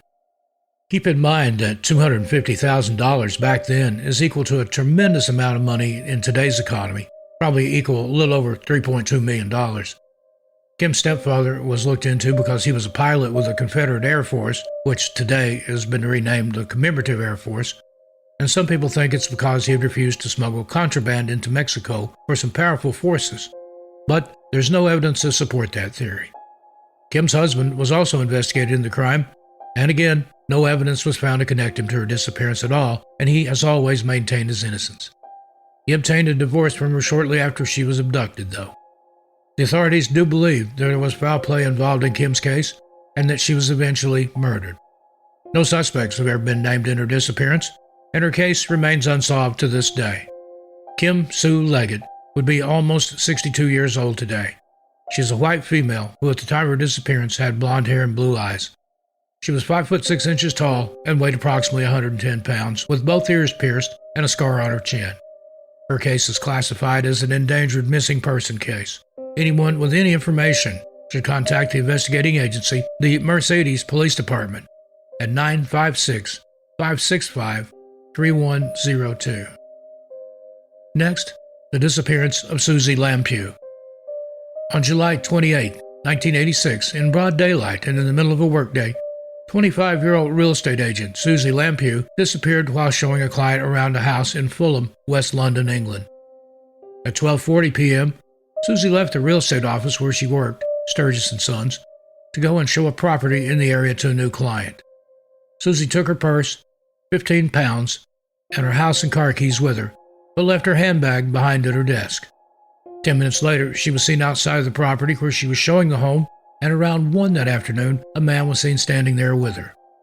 The property had only been on the market for a week, and the client was only named Mr. Kipper in her appointment log. A few moments after he joined her, the pair were seen walking away from the home. At first, her employer thought that maybe Susie had simply gone home for lunch and was a little late in getting back to the office, so he called her mother. Susie's mother, Diana, recalled the phone call in great detail, saying the manager asked her, quote, "Do you have any idea where your daughter might be, Mrs. Lampew? We wondered whether she could have called into home for lunch. I don't want to worry you, Ms. Lampew, but Susanna left to show a house to a client just before lunch, and she has not returned. We just wanted to check anywhere we could." End quote. Diana thought surely something was wrong because her daughter was a stickler for following rules and regulations, especially at work. At 6:45 that night, Susie's employer called the police to report her as missing. Her company car was found by the police about a mile from where her office was located in Fulham at around 10 that night. There were no obvious signs of a struggle in or around the vehicle, and there was also no fingerprints, as if the car had been wiped down. The driver's door was unlocked, and though her purse was found in the glove compartment, both her house and car keys were missing. Despite thousands of letters pouring into the family from the community and areas beyond, and people praying for them and Susie's safe return, not to mention the media's extensive and near constant coverage of this case, nothing has ever led to finding Susie or to finding out what happened to her. Mr. Kipper was never identified, and 5 years after the disappearance, her mother Diana wrote, quote, "There has not been a single trace of her. Nothing. Just as though she'd been erased." End quote. At one point, there were some witnesses who came forward and told the police they had seen Susie arguing with an unidentified man in the street that day, just before they witnessed her climb into another vehicle. She was declared legally dead in 1994, and while the authorities thought they had figured out who Mr. Kipper was, they were never able to know for sure. A serial rapist named John Canaan had just been released from prison 3 days before Susie disappeared, and he also resembled the unidentified man she had been seen arguing with on the day of her disappearance. More than that, his nickname was Kipper, and one of his former girlfriends eventually came forward and admitted that John would always brag about having murdered Susie and gotten away with it. He was questioned at length and extensively about her disappearance, and though the police felt they had a very strong circumstantial case against him, they just didn't have enough evidence to charge him with her disappearance or with her presumed murder. They did publicly announce that they believed he was their suspect, even if at the time they couldn't do anything about it. In 1989, John Kanan was convicted of murdering another woman, and he received 3 life sentences for that crime. Despite that conviction, he remains adamant in his innocence in Susie's case and is adamant also that he had nothing to do with her disappearance. And lastly, the disappearance of Lynn Burdick. 18-year-old Lynn Burdick was working as a part-time clerk at her cousin's convenience store called the Barefoot Peddler County Store on Florida Mountain in Florida, Massachusetts, when she disappeared in 1982. The store was located just a few yards from Lynn's family home on the corner of Route 2 and Central Shaft Road, and she had been working there for approximately 3 years. On the night of April 17, 1982, Lynn wasn't working alongside her best friend as she almost always would be, and was working instead alone, and although the area was considered to be very safe, her cousin expressed concern to Lynn about her being there by herself at night. Her cousin wanted to stop in during Lynn's shift just to check on her and make sure that she was all right, but she was caring for a sick child, and so she did the next best thing. At around 8 p.m. that night, she called the store to check up on Lynn. Lynn was scheduled to close the store an hour later at 9 p.m., and Lynn answered her call and told her it had been slow that night, and she thought that was due to the rainy weather. At around 8:10, the two were still talking on the phone when her cousin heard the bell ring, which alerted her someone had entered the store. Lynn told her cousin she had to go help a customer and promised to call her back after she had closed the store for the evening.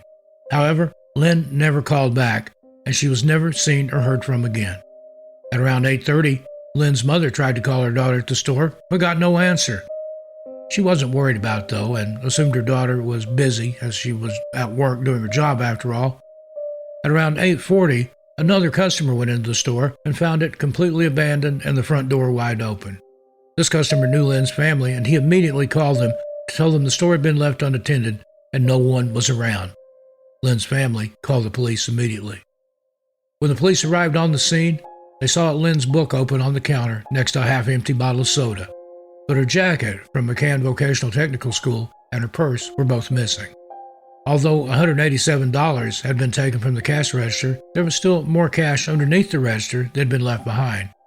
Police knew that while Lynn would have been aware of the extra cash underneath the register, an intruder most likely wouldn't have known anything about it, and that's more than likely why it hadn't been taken.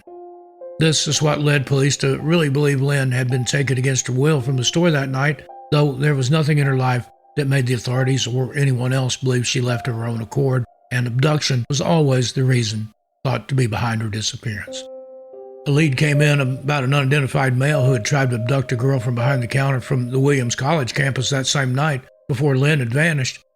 In that case, the man tried to force the victim into a vehicle around 7 p.m., but she luckily managed to escape. That attack took place approximately 40 minutes before Lynn was last seen by anyone. The suspect was approximately 5 foot 7 inches tall and around 40 years old. Though there's no information publicly about why they believe this to be the case, the authorities believe the suspect to have ties to the Vermont area. A police officer said he believed he spotted the alleged and presumed suspect's vehicle traveling towards Florida, Massachusetts on Route 2 a short time after it attempted to abduct the co-ed from Williams College. While the vehicle matched the description of the suspect, the car and the driver weren't ever able to be identified. Lynn Burdick was a senior at McCann Vocational Technical High School at the time of her disappearance, and she was on course to graduate with high honors.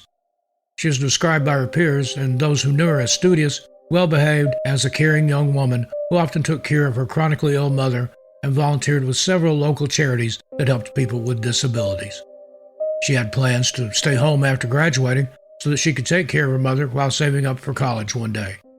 Lynn didn't have a driver's license and didn't own a car either, and she wasn't dating anyone at the time of her disappearance.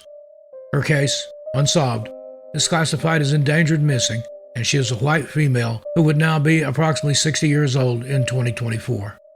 At the time of her disappearance, she weighed approximately 115 pounds and stood 5 foot 4 inches tall. Lynn was last seen wearing a McCann Vocational Technical High School class ring with a blue stone and either her name or initials engraved on it.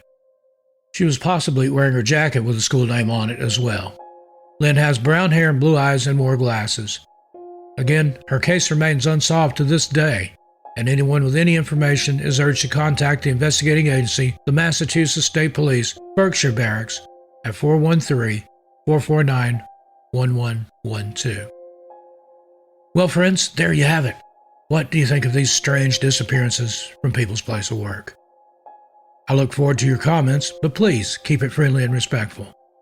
Till we meet again, be good to yourselves and each other. I'm Steve Stockton, and I'll see you a little further on down the trail. And please, tell your animals I said hi.